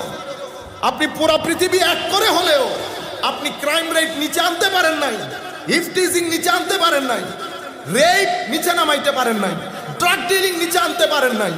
যেই মাহে মুহররমের চাঁদ উঠেছে সমগ্র পৃথিবীর মধ্যে ক্রাইম আস্তে করে নিচের দিকে চলে এসেছে। ধর্ম কাকে বলে বুঝছেন এবার? এটা ধর্ম বলে। কেন? ধর্ম এখানে কি করে? তুলপাড় করে ফেলে। সিনার ভিতরে ধর্ম তোলপাড় করে ফেলে। যার সিনার ভিতরে তোলপাড় হয়েছে, হয় সে আসমানে উঠেছে নতুবা জমিনে পড়ে গেছে, হয় সে আসমানে উঠেছে নতুবা জমিনে পড়ে গেছে। সম্মানিত উপস্থিতি, কাজেই ধর্ম অনেক গুরুত্বপূর্ণ জিনিস, এটাকে আপনারা ইগনোর করবেন না। কখনো নামাজ বাদ দেবেন না। নামাজ যারা পড়ে না বেগাইরত। কি বলছি? আল্লাহর জমিনে থেকে যেই ব্যক্তি নামাজ ছেড়ে দেবে সেই ব্যক্তি তার ঘর থেকে শান্তিকে জুতা পেটা করে বের করে দেবে। আপনি নামাজ না পড়ে, আমি মাদেরকে বলছি, এটা কানে তুলে নেন। আপনি বলছেন স্কুলে না গেলে ভাত নাই, কালকে থেকে আরেকটা স্লোগান দেন, স্কুলে না গেলেও ভাত নাই। নামাজ না পড়লেও, আমাদের মারা এরকম বলতো, নামাজ না পড়বি ভাত নাই। সোজা কথা, কাঠির বাড়ি মারতো, ওই যে কাঠি যেটা দিয়ে তরকারি রান্না করতো ওইটা দিয়ে বাড়ি মারতো, নামাজ না পড়বি। আপনারা বুঝতে পারছেন এটা কেন করবেন? আপনি আবার কবরে চলে যাবেন। আমি কবরের কথা বলছি না, আমি দুনিয়ার কথা বলছি। আপনার ছেলেকে যদি আপনি অশ্লীলতা থেকে বাঁচাতে চান, আপনার ছেলেকে যদি আপনি অরাজকতা, আপনার ছেলেকে যদি অসৎ সঙ্গ থেকে বাঁচাতে চান, সঙ্গের দিকে আসতে হবে। কেন? মনে রাখবেন, এই পৃথিবীর শান্তি ডিপেন্ড করে এই দেশে কত শান্তি আছে সেটার উপর। কোন দেশ? আমরা সবাই, প্রত্যেক মানুষের শরীর এক একটা শহর, শরীর এক একটা শরীরের শহরের মধ্যে যেমন 14 ধরনের মানুষ থাকে, ভালো মন্দ, প্রতারক, চিট, চোর, তাহাজ্জুদ গুজার, অনেক ধরনের না? আপনার এই শহরের মধ্যে অনেক ধরনের মানুষ বাস করে। বুঝতে পেরেছেন? অহংকার, অশ্লীলতা, হিংসা, বিদ্বেষ, শয়তান, নফস, এগুলো সব আপনার শহরের বাসিন্দা। আপনার শহরের মধ্যে একটা আজীব জিনিস বাস করে। এটাকে যদি আপনি মনিটর করে খুঁটির মধ্যে বাঁধতে না পারেন, এ তো আপনাকে ধ্বংসের অতল তলে নিয়ে যাবে। সুম্মা রাদাদনাহু, পড়েন, সুম্মা রাদাদনাহু আসফালা সাফিলিন। এই জিনিসটাকে যদি আপনি বাঁধতে না পারেন তো আপনি আসফালা সাফিলিন। আর কি? তো উলাইকা হুম কাল আনআম বাল হুম আদল। আপনি ওই জিনিসটাকে যদি বাঁধতে না পারেন তো আপনার দৃষ্টান্ত কি? আমার আল্লাহ বলছেন চতুষ্পদ জন্তুর চেয়ে নিকৃষ্ট। সেটা কি জানেন? সেটা আপনার লালসা। কি জিনিস? লালসা, যেটাকে খাহেসাতে নফসানি বলে। আপনার নফস, এটা এত কঠিন, এত বিপজ্জনক। এটাকে যদি আপনি তাকওয়ার নূর দিয়ে, নামাজের পানি দিয়ে, যাকাতের পানি দিয়ে, সৎ সঙ্গ দিয়ে আপনি যদি এটাকে কুটিতে বাঁধতে না পারেন, এই জোয়ার আপনার জনপদ নষ্ট করে দেবে। আপনার চোখ অন্যত্র চলে যাবে, আপনার হাত অন্যত্র চলে যাবে, আপনি বারবার অন্যদিকে ছুটে যাবেন। আপনি বুঝতে পারছেন তো আমি কি বলছি? আপনি অন্যদিকে ছুটে যাবেন, আপনাকে পাগল করে ফেলবে, ভুলিয়ে দেবে আপনি যে একটা সমাজে বসবাস করেন।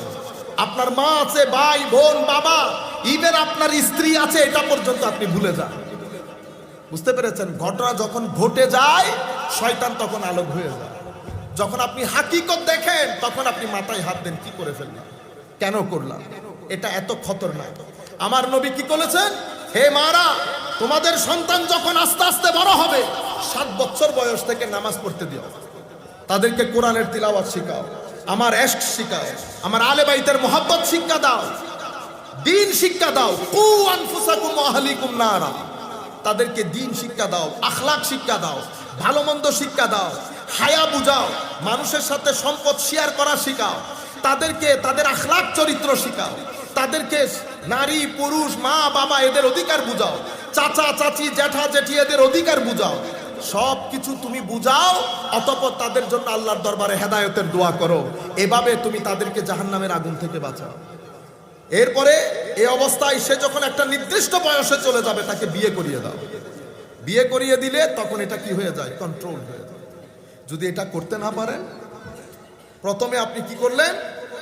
নামাজ বন্ধ করে দিলেন। আমার নবী যে যা যা করতে বলেছেন সব বন্ধ করে দিলেন। বন্ধ করে সোসাইটির মধ্যে অশ্লীলতার বাজার গরম, মোবাইলের মধ্যে অশ্লীলতা, নাটক সিনেমায় অশ্লীলতা, সমাজের মধ্যে এক বিশৃঙ্খলা। আপনি এই লালসাকে কন্ট্রোল করার কোনো সুযোগ আছে? যখন লালসা কন্ট্রোল করতে পারবেন না, নির্দিষ্ট সময়ের পরে ছেলে মেয়েকে বিশ্বাস করবে না, মেয়ে ছেলেকে বিশ্বাস করবে না। বিশ্বাস না করলে কি হবে? বিশ্বাস না করলে যা হবার তা হবে। আপনারা বুঝতে পেরেছেন? ধর্মটাকে এতটা হালকা মনে করে ফেললেন। মৌলবী মোল্লা এ মাহফিল কেন লাগে? এতটা হালকা। আল্লাহর ইজ্জতের কসম, ধর্ম বাদ দিয়ে আমেরিকা যেই ভুল করেছে সেই ভুল যেন আমরা না করি। America, England, Europe, Scandinavian country, যাদের দেশে আমরা যেতে চাই, যাদেরকে আমরা অনুকরণ করি, তারা অনেক দিক থেকে অনুসরণীয়, অনেক দিক থেকে অনুকরণীয়, কোনো সন্দেহ নাই। জ্ঞান, বিজ্ঞান, অর্থনীতি, সমাজনীতি, রাজনীতি, অনেক দিক দিয়ে তারা অনুকরণীয়, কিন্তু একটা দিক দিয়ে আমরা অনুকরণীয়। বুঝতে পেরেছেন? সেটা কি? সেটা সমাজে শান্তির আসল জায়গা। এটা শুধু আমার নবীর বাজারে পাওয়া যায়, এটা পৃথিবীর অন্য কারো বাজারে পাওয়া যায় না। সম্মানিত উপস্থিতি, এই ভুল যেন আমরা না করি। আমেরিকা ইংল্যান্ড বাইরের দেশ বারবার চাচ্ছে আমাদের ভিতরে এগুলো ঢুকানোর জন্য, ঢুকিয়ে দিয়েছে। কেন? তো मैंने छूके मर गया सनम तुझे लेके डूबू, যেহেতু আমি ডুবে গেছি তো তুমি বাঁচবা কেমনে? তোমারে নিয়ে ডুববো, তোমারে নিয়ে ডুববো। আপনারা বুঝতে পেরেছেন? হুজুর গৌসুল আজম আব্দুল কাদের জিলানী রাদিয়াল্লাহু আনহু, আমি প্রথম কথা যেটা বলতে চেয়েছিলাম, ইউথ তৈরি করে দিয়েছে। একজন আকীদার থাক বানতে চায়, 1200 বছরের আকীদার থাক। আরেকজন শরীয়তের থাক ভেঙে দিতে চায়, 1200 বছরের শরীয়তের থাক। আরেকজন তরিকতের থাক ভাঙতে চায়, 1200 বছরের। আরেকজন আমার নবীর হাদিসের থাক ভেঙে দিতে চায়, হাদিস বলে কোনো কিছু নাই, এটা 300 বছর পরে এসেছে। আরেকজন বলে মাযহাব বলতে কোনো কিছু নাই, 300 বছর পরে এসেছে। এগুলা সব বাইরের ষড়যন্ত্র। আমার ছেলেরা বুঝতেছে না বিদায় বাহির চায় না, কারণ একটা জায়গায় তারা বিপাকে পড়ে গেছে। সেটা কি? সেটা হচ্ছে মুসলমানদের যুবক মসজিদমুখী। যুবক মসজিদমুখী হওয়াটাকে তারা নিরাপদ মনে করে না, তারা নিরাপদ মনে করে না। সেই জন্য তারা এখানে কনফিউশন তৈরি করতে চায়, এখানে কনফিউশন তৈরি করতে চায়। এবং এই কনফিউশন তৈরি করতে গিয়ে তারা কি করেছে জানেন? যুবকের অন্তরে আমার নবীর ইশক এবং মোহাব্বত, এটা তারা মুছে দিতে চায়। তারা দেখেছে মুসলিম যুবক জেগে উঠার পেছনে মূল কারিগর আউলিয়ায়ে কেরাম, এবং আউলিয়ায়ে কেরামের মাজারের মূল স্পিরিট হচ্ছে আমার নবীর ইশক মোহাব্বত। সুতরাং আপনাকে আমার নবীর ইশক থেকে কাটতে চায়, আপনাকে আউলিয়ায়ে কেরামের মাজারাত থেকে, আউলিয়ায়ে কেরাম থেকে ডিসকানেক্টেড করতে চায়।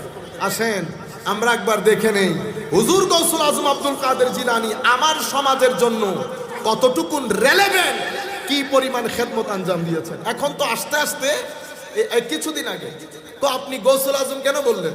ইন্না লিল্লাহ, শেষ পর্যন্ত আপনি এতটুকুনে চলে আসছেন। আমি জিজ্ঞেস করলাম আপনি একটা বইয়ের নাম বলেন তো, আপনি হুজুর গৌসুল আজম আব্দুল কাদের জিলানী কে ছিলেন, কখন জন্ম, তালিম কি, কোথায় পড়েছেন, কাকে পড়িয়েছেন, খেদমত কি করেছেন আপনি জানেন? তো আমার এগুলো জানার দরকার নাই, আমার জানার দরকার নাই। কেন? আমার জন্য কোরআন যথেষ্ট। আল্লাহ আপনি ভুল বলছেন। এগুলা বলে বলে সাধারণ মানুষকে আপনারা কি করেন? ধোঁকা মারেন। পবিত্র কোরআনের 6666টি আয়াত, এগুলো সাধারণের জন্য। আলেম উলামায়ে কেরাম এভাবে হিসাব করেন না। তা আমি যেহেতু সাধারণ মজলিসে কথা বলছি, এখানে যেহেতু রেকর্ড হচ্ছে, অনেক উলামায়ে কেরাম দেখবেন, সেই জন্য আমি বলছি, আমি সাধারণ শ্রেণীর মতো করে বলি 6666টি আয়াত। এই 6666টি আয়াতের মধ্যে 500-র কিছু বেশি আয়াত আকীদা আমল নিয়ে কথা বলে। আর এতগুলো আয়াতের বিষয় কি? ইতিহাস। কি? ইতিহাস। শুরু যখন করছেন ওই বনি ইসরাইলের কাকে মেরে ফেলছে তার ইতিহাস। সূরার নাম সূরাতুল বাকারা। গাবি। বাইরের মানুষকে বললে হাসবে না। পবিত্র কোরআনের ফার্স্ট চ্যাপ্টারের নাম হচ্ছে কি? কাউ। হাসবে না কেন? ইতিহাসকে এত গুরুত্ব দিয়েছেন আমার আল্লাহ, চেঞ্জ করেন নাই। সাধারণ মানুষ যেন, কিয়ামত পর্যন্ত আসা মানুষ যেন বুঝতে পারে যে এখানে ইতিহাস কোনটা জড়িত। মুসা আলাইহিস সালামের ইতিহাস, ইয়াহিয়া আলাইহিস সালামের ইতিহাস, হযরতে আসহাবে কাহাফের ইতিহাস, মরিয়ম আলাইহিস সালামের, কোনটা বাদ গেছে ইতিহাস? এত ইতিহাস কেন বললেন? তো ইতিহাসের মধ্যে তালিম থাকে। কি থাকে? তাইলে ইতিহাস বলে, মানুষের জীবনী বলে তালিম দেওয়া, সেটা আল্লাহর সুন্নত। কার সুন্নত? তো হুজুর গৌসুল আজমের ইতিহাস বলে তালিম দেওয়া কার সুন্নত হইল এখন? আল্লাহর সুন্নত। আসহাবে কাহাফ যদি কোরআনের সূরা হইতে পারে, আসহাবে কাহাফ আমার গৌসুল আজমের পাশে কোন পুকুরের মাছ? আপনি গৌসুল আজমকে চিনছেন? আল্লাহর কুদরতের, আল্লাহর কুদরত যদি আপনি বুঝতে চান, আল্লাহর কুদরত কেমন, কতটুকুন বিশাল, কতটুকুন বিস্তৃত, কতটুকুন গভীর, কতটুকুন প্রশংসাযোগ্য, কেউ যদি আল্লাহর কুদরত বুঝতে চায়, তো আল্লাহর কুদরত বুঝার জন্য কুদরতের রিফ্লেকশন হচ্ছে নবুয়ত। কুদরতের রিফ্লেকশন কি? নবুয়ত। কুদরতের চাওয়া পাওয়া বুঝতে হলে নবুয়তের চাওয়া পাওয়া বুঝতে হবে। কুদরতের বিস্তৃতি, বিশালত্ব সবকিছু যদি আপনি বুঝতে চান, তো নবুয়তকে বুঝতে হবে। নবুয়তের আকাশে আমার নবীর নবুয়ত একেবারে সর্বোচ্চ চড়ায়। আমার নবীর নবুয়তের বিস্তৃতি, বিশালত্ব, গভীরতা অন্যান্য সমস্ত নবীর তুলনায় আমার নবীর নবুয়তের কোনো সীমা পরিসীমা নাই। আমার নবীর নবুয়ত অনেক ঊর্ধ্বে অন্যান্য সমস্ত নবুয়তের তুলনায়। এতটুকুন বুঝতে পেরেছেন আপনারা? তো নবীর নবুয়ত, নবীর নবুয়ত আল্লাহর কুদরতের বহিঃপ্রকাশ। আল্লাহর কুদরতের মানে রিফ্লেকশন। সূর্যকে তো আমি আর দেখতে পারতেছি না, আমি কি করলাম? সূর্যের পায়না আয়না ধরলাম, আয়না থেকে একটা রিফ্লেকশন গেছে না, কিছুটা হইলে তো আজ করতে পারতেছেন যে এটা কিরকম হতে পারে। তো আল্লাহর কুদরতের আয়নাদার, আয়নার রিফ্লেকশন হচ্ছে কে? আমার নবুয়ত, নবীর নবুয়ত। অনুরূপভাবে নবীর নবুয়তের আকাশের মধ্যে আমার নবীর নবুয়তের কোনো সীমা পরিসীমা নাই। এমন সীমা পরিসীমা নাই, আমার আল্লাহ নিজেই নামকরণ করেছেন, কাউকে নাম দিতে দেন নাই, কাউকে নাম দিতে দেন নাই। যখন উপরে ছিলেন আহমদ, যখন নিচে আসলেন মুহাম্মদ, যখন পরকালে যাবেন মাহমুদ, আল্লাহর প্রশংসা থেকে বের হতে দেয় নাই। কেন? আমার আল্লাহর প্রশংসা, আল্লাহর দয়া, আল্লাহর ক্ষমা, আল্লাহর বিশালত্ব, আল্লাহর মহানত্ব সবকিছু কেউ যদি বুঝতে চায়, এক এক্সাম্পল দিয়ে বুঝতে চায়, স্রষ্টার সৃষ্টির মধ্যে একমাত্র এক্সাম্পল আমার নবী মুহাম্মদুর রাসূলুল্লাহ সাল্লাল্লাহু আলাইহি ওয়াসাল্লাম। আপনারা বুঝতে পেরেছেন? আমার আল্লাহ এত উপরে স্থান দিয়েছেন, বলছেন ইয়া আইয়ুহাল্লাযীনা আমানু ইস্তাজীবু লিল্লাহি ওয়া লির-রাসূলি ইযা দাআকুম। বুঝতে পেরেছেন? মুমিনরা তোমরা যদি আল্লাহ আল্লাহ রসুল যদি ডাক দেয়, আল্লাহ আল্লাহ রসুল যদি, আপনারা অনুবাদটা শুনেন, হে মুমিনগণ তোমরা প্রত্যুত্তর করো, উত্তর দাও, রেসপন্স করো। কার ডাকে? আল্লাহ এবং তার রসুলের আহ্বানে। আপনারা খুব খেয়াল করবেন, হে মুমিনগণ তোমরা উত্তর করো আল্লাহ এবং রসুলের আহ্বানে যখন তিনি ডাক দেন। আপনারা খেয়াল করছেন এখানে গন্ডগোল আসেনি? আল্লাহ এবং রসুল দুইজনে ডাকছেন না? তো দুইজনে ডাকলে উত্তর কি হবে? হে মুমিনগণ তোমরা প্রত্যুত্তর করো যখন আল্লাহ এবং তার রসুল, যখন আল্লাহ এবং তার রসুল আহ্বান করে, অর্থাৎ আল্লাহ এবং তার রসুলের আহ্বানে তোমরা প্রত্যুত্তর করো যখন তারা ডাক দেন। এরকম তো হওয়ার কথা, কিন্তু তারা ডাক দেন বলেন নাই, কি বলেছেন? যখন তিনি ডাক দেন। আহ্বান দুইজনের, ডাক একজনের, ডাক একজনের। আপনি মানসিক কষ্ট দিচ্ছেন রসুলকে, আল্লাহ বলছেন মানসিক কষ্টটা আমাকে দিছে। বুঝতে পেরেছেন? আল্লাহকে তো আপনি মানসিক কষ্ট দিতে পারবেন না, এটা তো মেন্টাল টর্চার। আল্লাহ তো এখান থেকে পবিত্র। এই পর্যায়ে আল্লাহ তার রসুলকে স্থান দিয়েছেন, এবং কিভাবে করেছে দেখেন। কিয়ামতের ময়দানে আমার আল্লাহ বলছেন রহমতের এক ভাগ পৃথিবীকে দিয়েছি, যেটার মাধ্যমে পৃথিবী ইভেন বাঘ তার সন্তানকে আদর করে। 99 ভাগ রহমত আমি কিয়ামতের দিনের জন্য রেখে দিয়েছি। সেই রহমত আল্লাহ, সেই রহমত আপনি পৃথিবীকে বন্টন করবেন কিভাবে? রহমতুল লিল আলামিন দিয়ে। কাকে দিয়ে বন্টন করবেন? রহমতুল লিল আলামিন দিয়ে। আমাদের কনসেপচুয়াল ক্লারিটি দরকার।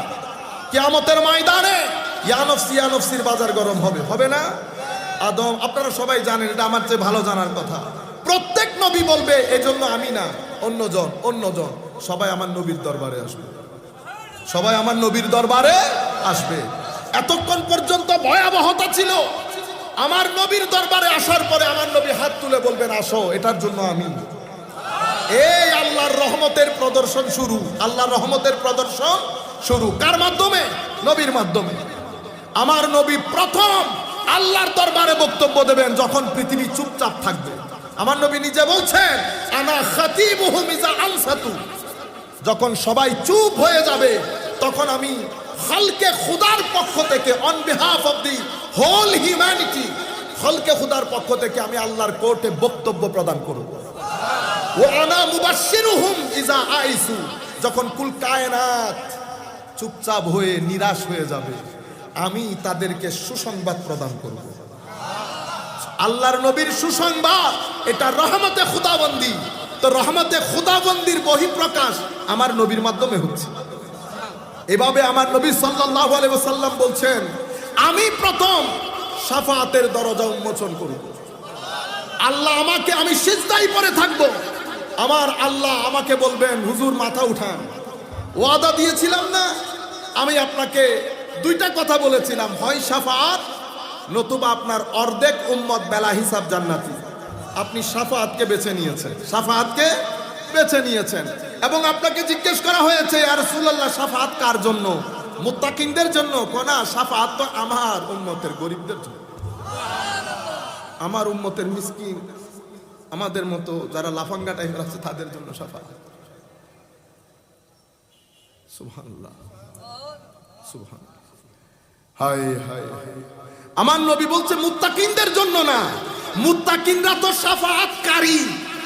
আমার নবী শাফাআতের দরজা উন্মোচন করার দে, আমার নবীর পরে সাহাবায়ে কেরাম দাঁড়াবে, তাবেঈন দাঁড়াবে, আউলিয়া সালেহিন দাঁড়াবে, হাফেজরা দাঁড়াবে, নাবালেগ বাচ্চা দাঁড়াবে, যারা মায়ের পেটে মারা গেছে তারা দাঁড়াবে। সবাই এক এক করে তার আত্মীয় স্বজনের জন্য শাফাআত করবে। এই শাফাআত হচ্ছে আল্লাহর রহমতের বহিঃপ্রকাশ। এই বহিঃপ্রকাশ ঘটেছে আমার নবীর মাধ্যমে। আমার নবীকে আল্লাহ বলেছেন, ওয়ালা সাউফা ইউতিকা রাব্বুকা ফাতারদা, হাবিব এমন দেয়া দেব না হেসে পারবেন না, না হেসে পারবেন। আপনারা বুঝতে পেরেছেন নবুয়ত, নবুয়তের আকাশে আমার নবী কোথায় অবস্থান করছে? আমার নবীর সমস্ত নবীদের মুজিজা এক জায়গায়, আমার নবীর মুজিজা আরেক জায়গায়। কুল কায়নাতের যত নবী রাসূল এসেছে সমস্ত নবীদের উম্মতরা কিয়ামতের ময়দানে 120 কাতার হবে। সেই 120 কাতারের মধ্যে 80 কাতার আমার নবীর হবে। আমার নবীর উম্মত কয় কাতার?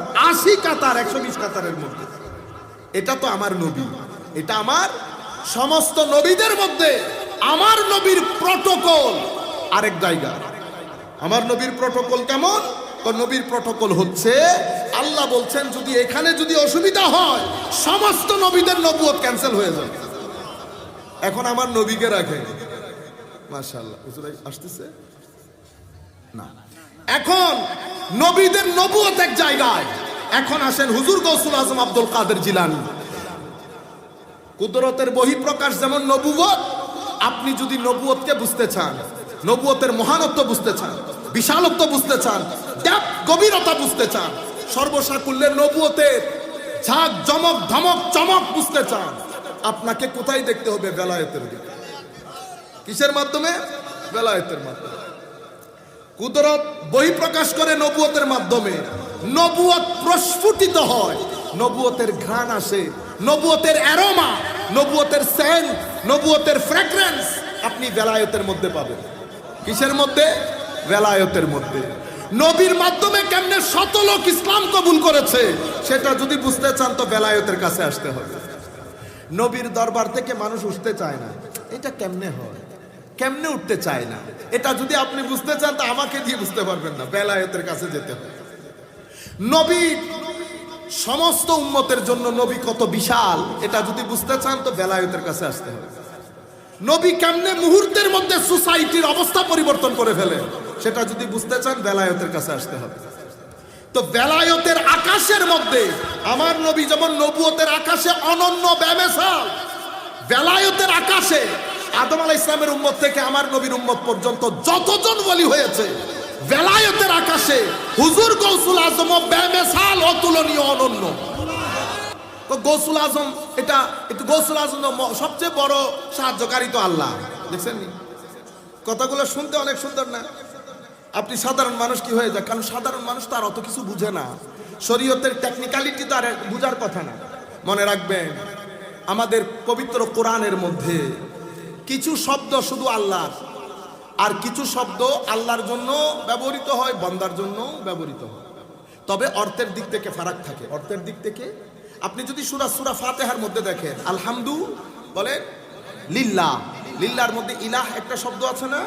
ইলাহ মানি উপাস্য, যার যিনি ইবাদতের একমাত্র হকদার। আপনি ইলাহ শব্দটা কারো শানে ব্যবহার করতে পারবেন না, মহব্বত করেও না। আমাদের এখানে এখন কি নাই? আসল কোনো কাজকর্ম নাই, বেশি মহব্বত দেখেন। বুঝতে পেরেছেন? আমল টামল নাই, আমরা কোনো আমল টামলের জায়গায় নাই। কিন্তু আমরা জজবার মধ্যে চলে আসে। ইলা আপনি মহব্বত করেও বলতে পারবেন না, ইলা আল্লাহ। আলহামদুলিল্লাহ, রব, রব্বিল আলামিন। রব, রব আল্লাহর জন্য ব্যবহৃত, কোরআন শরীফের মধ্যে বান্দার জন্য ব্যবহৃত হয়েছে। বুঝতে পেরেছেন?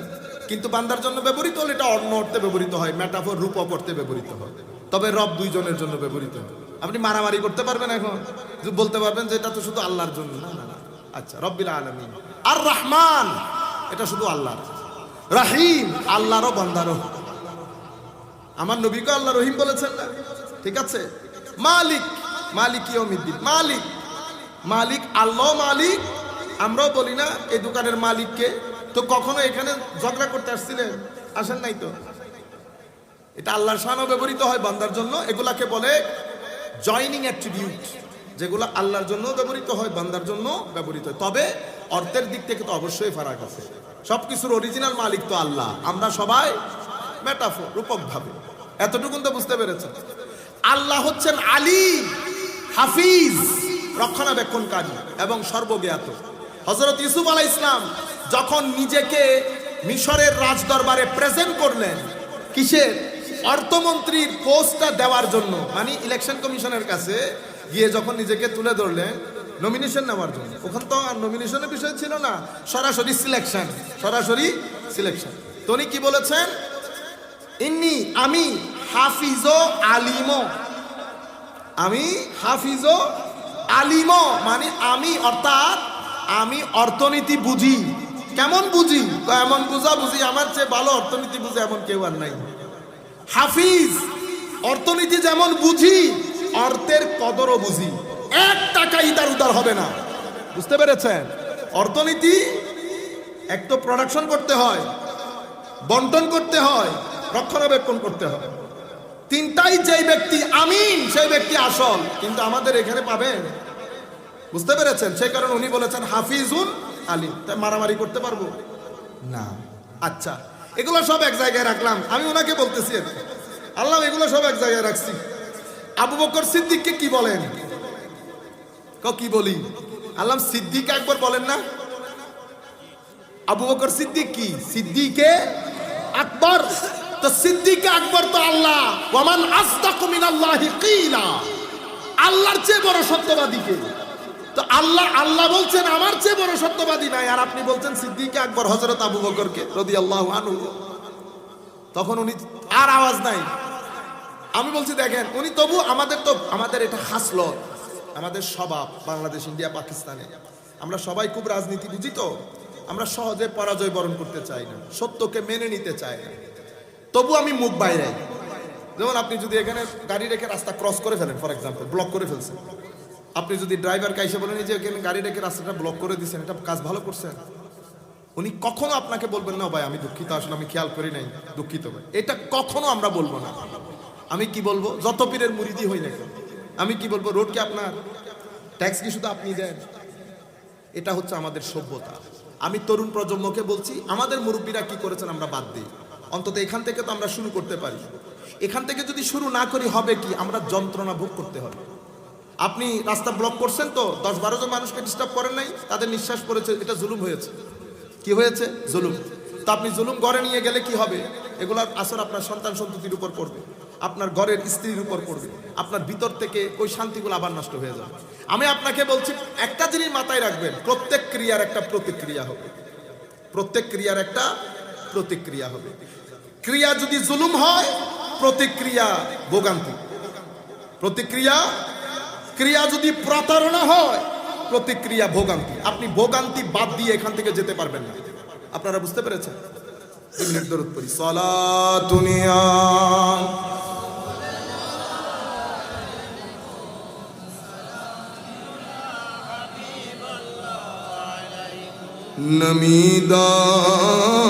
नमीदानम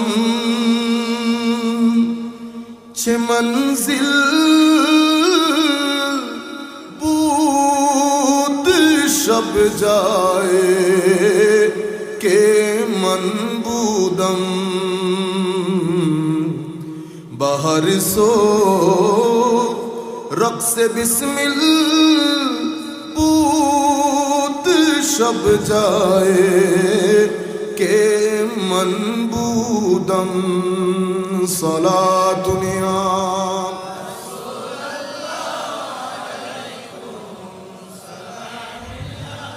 हबीब अल्लाह अलैहि परी पे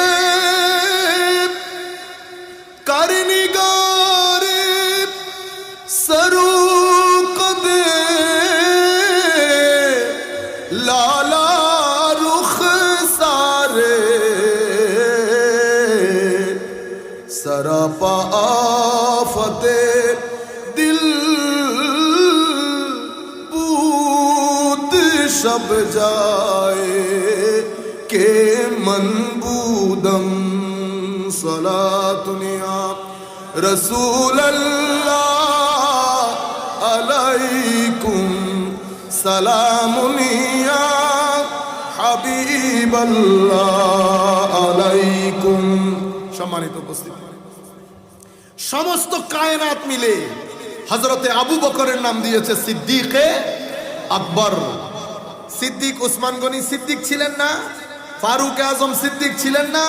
সাহাবায়ে কেরামের মধ্যে উলুল আজম সাহাবায়ে কেরাম সিদ্দিক ছিলেন তো, কিন্তু ইনার নাম এক্সক্লুসিভলি কুল কায়নাত বলেছে। কোন কোরআনের আয়াত নাজিল হয়েছে? হাদিসে পাক বলেছেন আমার নবী যে আজকের পর থেকে সবাই আমার সিদ্দিককে সিদ্দিকে আকবর বলবে, বলেছেন? বলেন নাই। কিন্তু আমার আল্লাহ আল্লাহর বান্দাদেরকে হযরতে আবু বকরের এই নামের উপর ঐক্যমত্য দান করেছে। এত সহজ, সবাই সিদ্দিক আকবর বলছে, কোন ধরনের ইফস এন্ড বাটস ছাড়া। এবার আসেন ফারুক আজমের কাছে। নাম কি? উমর ইবনুল খাত্তাব। বলেছি কি এখন? ফারুকে আজম। তো হক এবং বাতিলের মাঝখানে সবচেয়ে বড় ফারাক সৃষ্টিকারী তো আল্লাহ, কিন্তু আপনি উমরে ফারুকের নাম হয়ে গেছে কি ফারুকে। আপনি ফারুকে আজমও ঠিক, সিদ্দিকে আকবরও ঠিক, ইমামে আজমও ঠিক, গৌসে আজমের ক্ষেত্রে এসে কি হয়ে গেছে? কালা পলট গিয়া, কায়া পলট গিয়া। নেই নেই, এইরকম না। ফারুকে আজম। উসমান গনি, উসমান গনি। তো গনি তো আল্লাহ, আল্লাহু হুয়াল গনি ওয়া আনতুমুল ফুকারা। তোমরা ফকির, আল্লাহ গনি। তো এখানে কোনো অসুবিধা হয়েছে? বুঝতে পেরেছেন আপনারা? এভাবে আমরা ইমাম আজমকে ইমামে আজম বলছি, এটা আপনি আমি বলি নাই, এটার উপর উম্মত ঐক্যমত্য পোষণ করেছে। মা রাহুল মুসলিম, মুসলমানরা যেটাকে ভালো মনে করে সেটা আল্লাহর দরবারে ভালোতে পরিণত হবে। উম্মতকে কখনো আল্লাহ কোনো মিথ্যার উপর ঐক্যমত্য করবে না। লা তাজতামি উম্মতি আলা দালাল অথবা আলা দালাল আও কামা ক্বালা নবী সাল্লাল্লাহু আলাইহি ওয়াসাল্লাম। উম্মত কখনো একটা পথভ্রষ্ট মিথ্যা ফ্রডের উপর আমার উম্মত কখনো ঐক্যমত্য পোষণ করবেন না। আপনারা বুঝতে পেরেছেন? আপনি গৌসুল আজম গৌসুল আজম বললে আপনি বুঝতে হবে তো গৌসুল আজম হলো কিভাবে। হুজুর গৌসুল আজম আব্দুল কাদের আল জিলানী। কিছু কথা যেহেতু আমরা পূর্বে বলেছি, একই কথা আবার রিপিট হলে মানুষ মাইন্ড করে। আমি ঘরে যেতে যেতে ওনার আবার মেসেজ দেওয়া শুরু করে, হুজুর আজকেও তো একই কথা হয়ে গেছে। এই জন্য ঝামেলা হয়ে যায়। এখন মানুষেরও ডিমান্ড থাকে, কথা একটার সাথে একটা মিল দিতে গেলে আগের থেকে কিছু কথা বলতে হয়, ঝামেলা হয়ে যায়। হুজুর গৌসুল আজম আব্দুল কাদের জিলানী ওলি। পৃথিবীর মধ্যে ওলি যত আউলিয়ায়ে কেরাম আসছে, ইনি অনেক দিক থেকে অন্যান্যদের চেয়ে অনেক ভিন্ন। ইনি আমার মনে হয় একমাত্র ওলি যার নানাও ওলি, নানিও ওলি, যার মা ওলি, খালো ওলি, যার মাও বলি, ছোটখাটো আল্লাহর বলি না। উনি ওনার নানা হযরতে আব্দুল্লাহ সাউমাঈ রাদিয়াল্লাহু আনহু। উলামায়ে কেরাম লিখছেন উনি তখনকার যুগের বিখ্যাত ওলিদের মধ্যে অন্যতম ছিলেন। নানা কোন নানা যেমন বলি, ওনার নানিও বিখ্যাত বলি ছিলেন, ওনার নানিও বিখ্যাত বলি ছিলেন। এবং মা তো এত উঁচু পর্যায়ের ছিলেন, হযরতে পিতার ভাষায় উনি ঘর থেকে বের হয়ে কখনো বাইরে যান নাই, পরপুরুষ দেখেন নাই কোনো। বুঝতে পেরেছেন? ইবাদত, রিয়াজাত, ঘরের কাজ, এগুলা বাদে অন্য কোনো কাজ করেন না। আমি মাঝে মধ্যে চিন্তা করি যে এটা কেন হলো। পরে আমি পাইলাম আসলে গৌসুল আজমের আগমনের পরিবেশ তৈরির জন্য যেন তেন পরিবেশ হলে হবে না। মা উম্মুল খের ফাতেমা তৈরি হচ্ছে। বাবা তখনকার যুগের বিশ্ববিখ্যাত বলি হযরত আবু সালেহ। এবং বলি শুধু আমরা তো স্বাভাবিকভাবে কেরামত বেশি হলে বলি বড় মনে করি। একটা জিনিস আজকে আপনারা এটা যদি শিখেন, এটা অনেক বড় জিনিস। ওলিদের জন্য কেরামত, আপনারা যেটাকে কেরামত বলেন মানে বাংলা ভাষায়, এমনিতে তো কারামা, কিন্তু আমরা বাংলা ভাষায় যেহেতু কেরামত বলি বা সাধারণের ভাষায় ওলিদের কেরামত হচ্ছে, আপনারা ইন্ডাস্ট্রির মধ্যে ফ্যাক্টরির মধ্যে ঝুট ব্যবসা করেন না, মেইন তো আসলে ফ্যাক্টরির মধ্যে ঝুট ব্যবসা না, এটা বের হয় এক্সট্রা বিজনেস। ওলিদের আসল চিন্তা থাকে ইস্তেকামতের উপর। কিসের উপর? ইস্তেকামতের উপর। ইস্তেকামত মানে যেই অবস্থায় আল্লাহ রেখেছেন সেই অবস্থা থেকে যেন দুনিয়ার বাতাস তাদেরকে ফেলতে না পারে। তারা অনেক টেনশনে থাকে এটার উপর, পরে আল্লাহ তাদেরকে তৌফিক দান করে, আল্লাহ তাদেরকে হেফাজতের চাদরে নিয়ে নেয়, আল্লাহ তাদেরকে ডিভাইন প্রোটেকশন দান করে। এটাকে আমরা বলি মাহফুজ হয়ে যাওয়া। কি হয়ে যাওয়া? মাহফুজ হয়ে, নিরাপদ হয়ে যাওয়া। কিন্তু তারা এটাকে অবিচল ভাবে ধরে রাখতে চান এই অবস্থাকে। আমাদের মধ্যে কিন্তু আমাদের অবস্থা কিন্তু জোনাকি পোকার মতো, জলে নিভে যায়, জলে নিভে যায়। বুঝতে পেরেছেন? এই যে আপনারা এখন আমার কথাগুলো শুনছেন, আপনাদের ভালো লাগছে, হয়তো আল্লাহর মহব্বত আসতেছে, রসুলে পাকের ইশক আসতেছে, নামাজ দোয়া পড়তে মন চাইছে, ইমানের হালতের মধ্যে একটা পরিবর্তন আসে না, আসলে এটা আমার কারণে আসতেছে না, কিন্তু আসার কথা, এটা হাল। কিন্তু এটা আমরা ধরে রাখতে পারি না। কেন? কারণ ধরে রাখার জন্য সেই শক্তি দরকার, সেই শক্তি আমাদের মধ্যে নাই। আমাদের মধ্যে দুনিয়ার বাতাস, নফসের বাতাস, শয়তানের বাতাস। আমাদেরটা হচ্ছে, ধরেন মোমবাতি জ্বালাইছেন না, জ্বালানোর পরে যখন ফ্যান ছেড়ে দেন কি হয়? আবার কতক্ষণ পরে নিভে যায়। আমাদের হচ্ছে দুনিয়ার বাতাস চলে, তো নফসের বাতাস চলে, শয়তানের বাতাস চলে, তখন এই প্রদীপটা নিভে যায়। আমাদেরটা ধরে থাকি না। আল্লাহর ওলিরা কি করেন? এটাকে ধরে রাখতে চায়, এটা যেন কোনো বাতাস দিয়ে না নিবে। যেই জায়গা দিয়ে বাতাস ঢুকে, কোন জায়গা দিয়ে ঢুকে? চোখ দিয়ে, নাক দিয়ে, মুখ দিয়ে, কান দিয়ে, হাত দিয়ে। বুঝতে পেরেছেন? নফস দিয়ে, এগুলা দিয়ে দুনিয়ার বাতাসগুলা ভিতরে ঢুকে। আপনি বুঝতে পেরেছেন চোখ দিয়ে বাতাস কেমনে ঢুকে? বুঝতে পেরেছেন? আপনি যখন চোখ দিয়ে নাটক দেখলেন, সিনেমা দেখলেন, ফেসবুক দেখলেন, আরো অনেক কিছু যার মতো করে আপনারা বুঝে নেন, তাইলে দুনিয়াটা ঢুকছে আপনার চোখ দিয়ে, ওইটা নিভে যায়। ইনারা কি করেন? ইনারা মনিটর করা শুরু করেন, ইনারা এটাকে গ্যাপগুলা পূরণ করা শুরু করেন। গ্যাপগুলা কি দিয়ে পূরণ করেন? না খেয়ে রোজা রাখেন, কম খান, কথা কম বলেন, ইবাদত, রাতে উঠে নামাজ পড়া আল্লাহর দরবারে, মানুষকে দান করা, সদকা করা, মানুষের খেদমত করা, এগুলা সব কিছু দিয়ে ওনারা একটা ঢালাই জিনিস বানান। এগুলা ঢালাই করে দেন।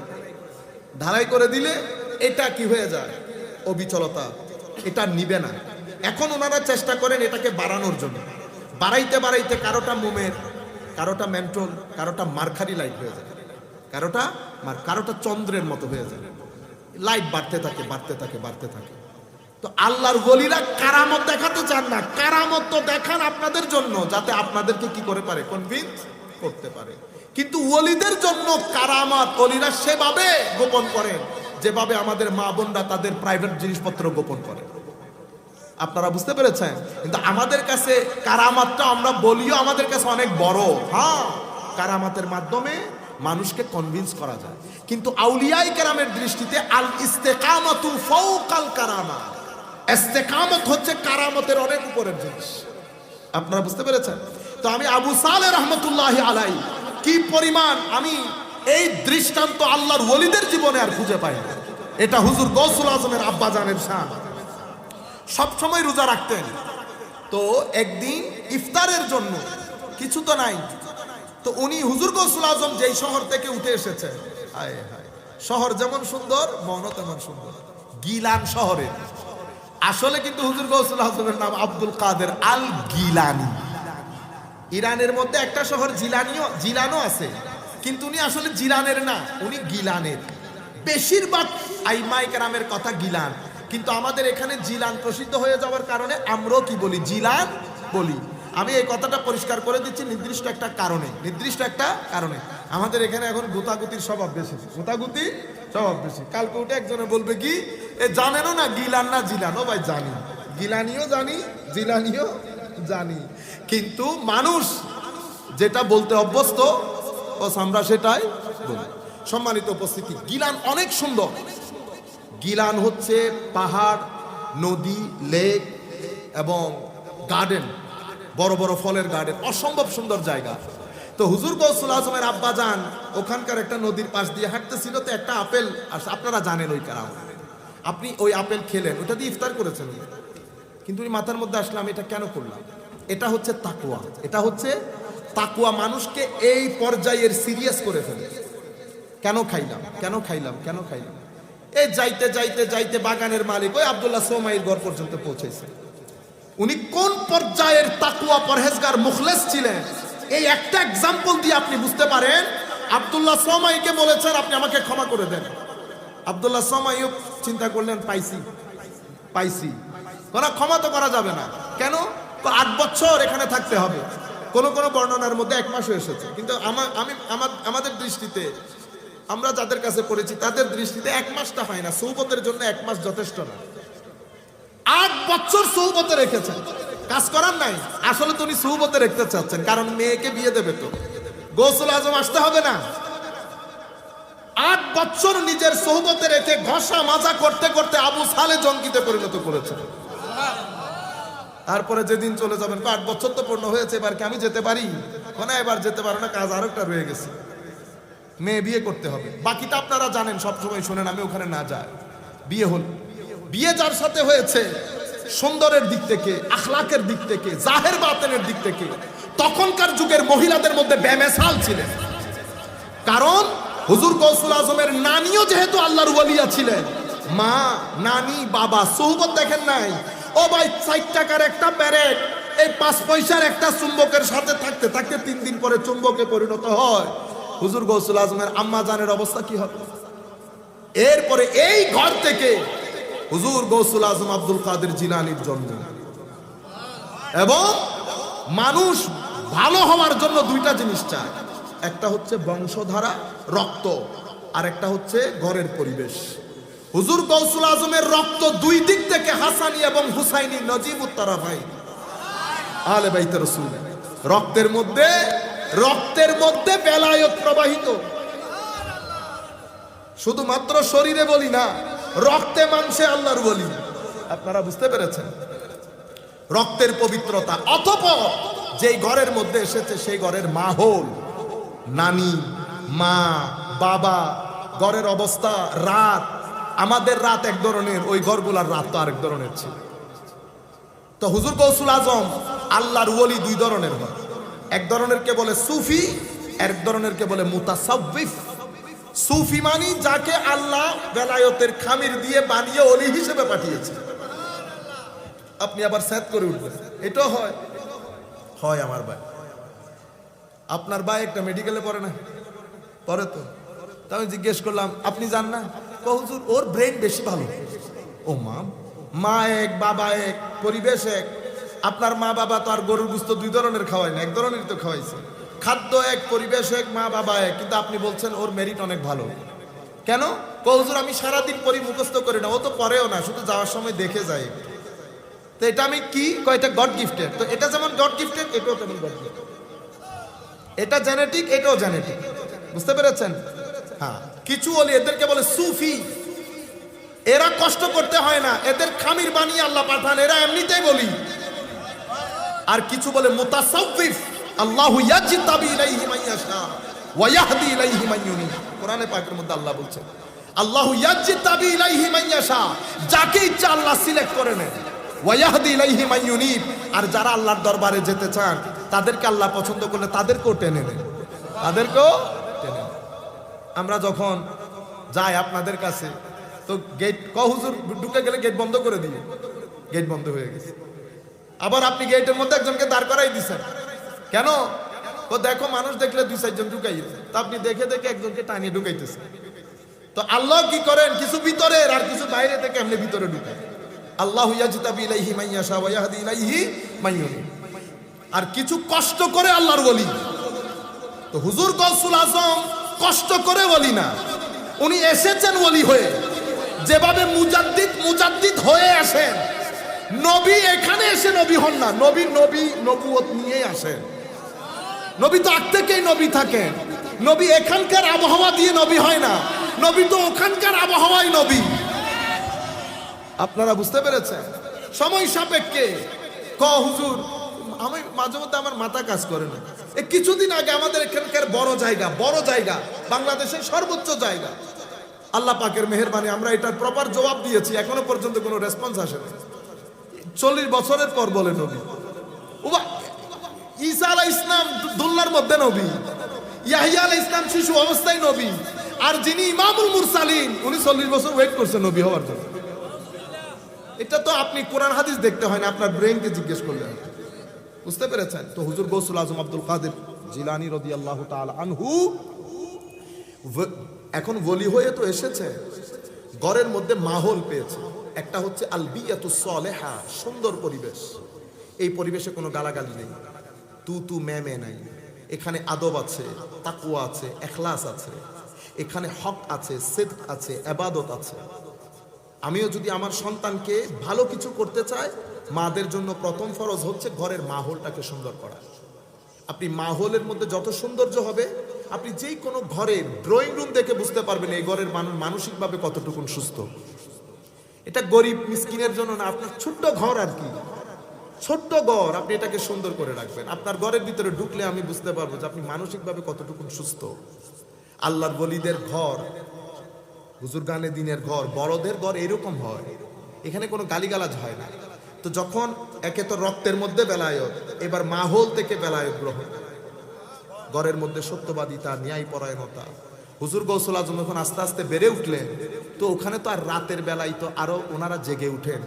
রাত যে সারা রাত ঘুমায় মানুষ, এটা তো ওনারা জানেনও না। ওনারা তো জানেন না, আপনারা তো 2টায় উঠে যেতে হবে। আপনি নামাজ পড়বেন, তাহাজ্জুদ পড়বেন, ফজর পড়বেন, অতপর তারপরে না ঘন্টা 1.5 ঘন্টা ঘুমাবেন। আমাদের কালচারের সাথে ওনার কালচার তো মিল নাই, ওনাদের কালচারও মিল নাই। এরপরে হুজুর গৌসুল আজম, আমার বক্তব্য প্রায় শেষ, আর 2 মিনিট পরে শেষ করে দেব।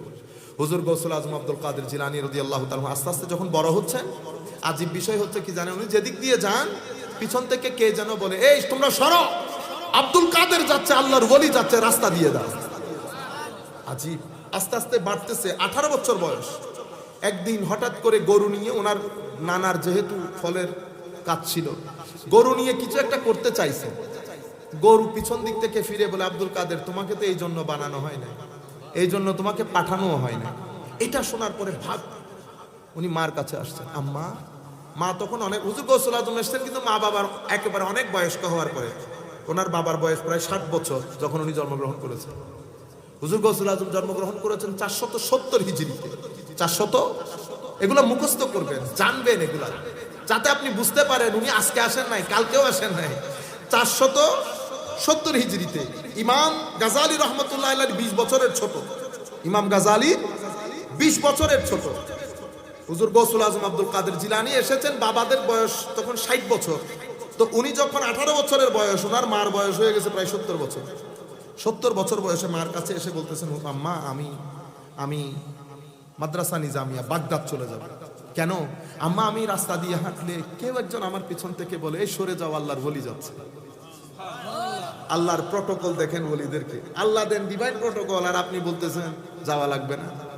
আচ্ছা, এরপরে আম্মা আজকে তো গরু বলতেছে আমাকে নাকি এই জন্য বানানো হয় নাই।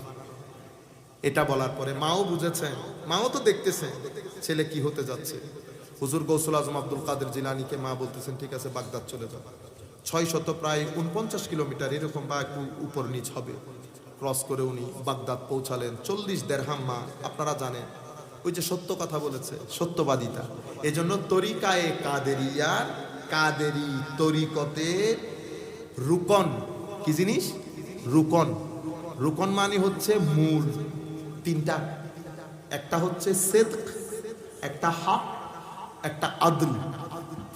যারাই তরিকায়ে কাদেরিয়া ওরা এই জিনিসগুলো জানতে হবে। একটা হচ্ছে সিদিক।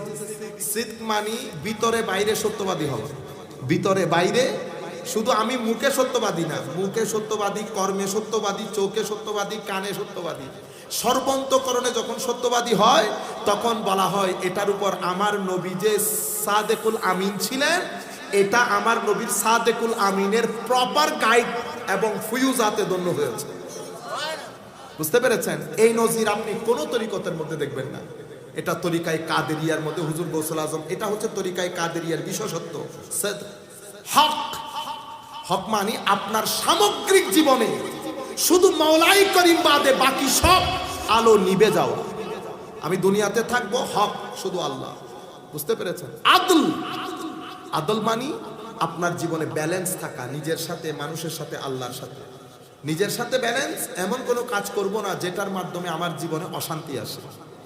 এমন কোনো কাজ মানুষের সাথে করব না যেটা মানুষের উপর জুলুম হবে। যা নিজের জন্য পছন্দ করব, মানুষের জন্য পছন্দ করব। আদল, আল্লাহর সাথে, আল্লাহ আল্লাহ রাসূলও পছন্দ করে এমন কোনো কাজ করব না। এখন আদালত, বুঝতে পেরেছেন? এই তিনটা জিনিসের উপর যে আমল করবে সেটা এমন আল্লাহর বলি হয়ে যাবে, ঠিক না? হুজুর গৌসুল আজম এই তরিকতে কাদেরিয়ার এই তিনটা ভিত্তিপ্রস্তর স্থাপন করেছেন। এরপরে যেহেতু 18 আল্লাহর ওলি, তো চোখের মধ্যে শান, ব্যক্তিত্বের মধ্যে শান, সৌন্দর্য কিরকম ছিলেন সেটা আল্লাহ আল্লাহ রসুল ভালো জানেন। আলে বাইতে রসুলের চেহারার গ্লু থাকে, সেই গ্লু যারা উলামায়ে হক, যারা উলামায়ে হক, হক্কানি উলামায়ে কেরাম, তাদের শাকল সুরতের মধ্যে সেই গ্লু থাকে। যত কালো হোক আর আপনি যত বড় আলেম হন, যদি আলে বাইতে রসুলের ব্যাপারে, আউলিয়া ইকরামের ব্যাপারে, নবীর শানের ব্যাপারে যদি ভিতরে গন্ডগোল থাকে, যত বড় আলেমই হন, চেহারার মধ্যে গুলু খুঁজে পাবেন না। আপনি আমাকে লাখ মানুষের মধ্যে যদি হাঁটাই দেন, আমি আপনাকে ধরে ধরে বলতে পারবো কে আমার, কে আমার না। এটা আপনি আমাকে বলতে হবে, এটা আপনার চেহারা বলে দেবে। কেন? Face is the index of soul. আপনার ভিতরে যদি তাকওয়া থাকে, চেহারা সুরত দিয়ে তাকওয়া বের হবে। আপনার ভিতরে যদি হায়া থাকে, চেহারা সুরত দিয়ে হায়া বের হবে। আপনার ভিতরে লোভ থাকলে চেহারা সুরত কথাবার্তা দিয়ে লোভ বের হবে। সুতরাং এটা হলো ডেলিভারি সেন্টার। এটার সাথে আমার কোনো মারামারি নাই। গন্ডগোল ভিতরে, গন্ডগোল ভিতরে। আপনার ভিতরে লোভ আছে, এটা বলতে হবে না। আপনি অশ্লীল, এটা বলতে হবে না। এখানে যদি অশ্লীলতা থাকে, আপনার চোখ ঘোড়ার মতো দৌড়াবে, কন্ট্রোল করতে পারবেন। আপনার কান, আপনার মুখ ঘোড়ার মতো দৌড়াবে, কন্ট্রোল করতে পারবেন। বুঝতে পেরেছেন? তো হুজুর গৌসুল আজম যখন ডাকাত সর্দার আসলো, কে সত্যবাদী, এত সত্য কথা কে বলেছে? হুজুর গৌসুল আজম শুধু বলেছে আপনি। এই নজর, নজরের পরে ভিতরে তুফান সৃষ্টি হয়ে গেছে। এক নজরে, নজরে ওয়ালি মে ইয়ে তাসিরে দেখা। এই জন্য বলে এক জমানা সোহবতে বা আউলিয়া। এই জন্য হযরত খিদির আলাইহিস সালামের সন্ধানে যখন মুসা আলাইহিস সালাম যাচ্ছেন, আল্লাহ বলছেন মুসা কোথায় খিদির থাকে এটা বোঝার জন্য একটা মাছকে ফ্রাই করে সাথে নিয়ে যাই। মাছ যেই জায়গায় জিন্দা হয়ে চলে যাবে, বুঝবে সেই জায়গায় আমার খিদির থাকে। আল্লাহ মাছ জিন্দা হয়ে চলে যাওয়ার সাথে খিদিরের সম্পর্ক কি?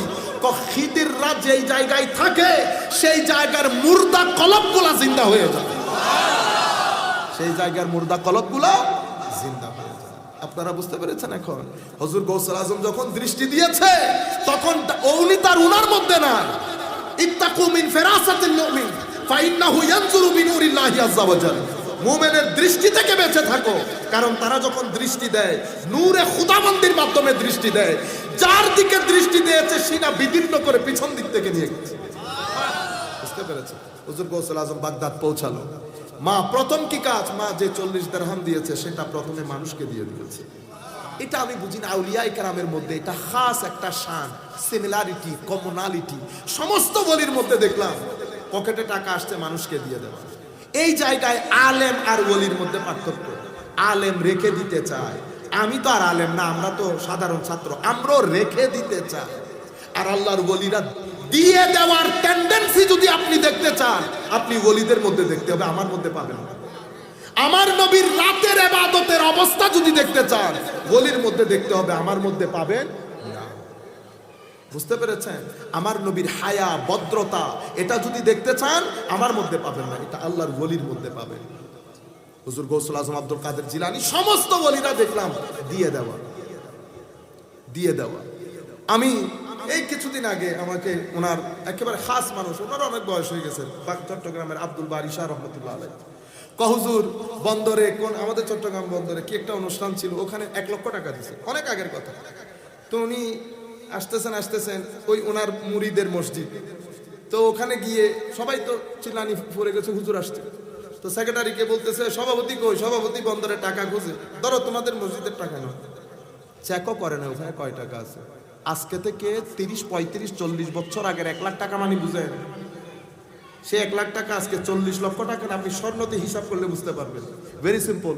1 লক্ষ টাকা দিয়ে কখন স্বর্ণ, কত টাকা স্বর্ণ পেতেন, সেই স্বর্ণ এখন কিনতে গেলে কয় টাকা পাবেন, এটা দিয়ে আপনি টাকার মান নির্ধারণ করতে পারবেন।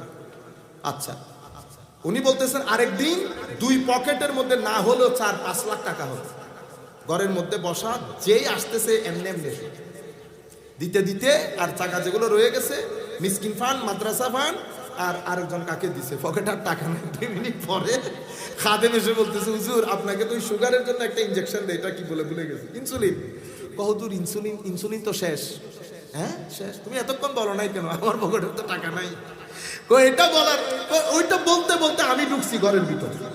উনি যিনি বলতেছেন আমাকে, উনি বলছেন আমাকে, বলতেছে ও আমিন সাহেব পকেটে টাকা আছে কিনা দেখেন তো, 200-300। হুজুর আছে আছে। কেন? ইনসুলিনের টাকা নেই। আপনি চিন্তা করতে পারবেন।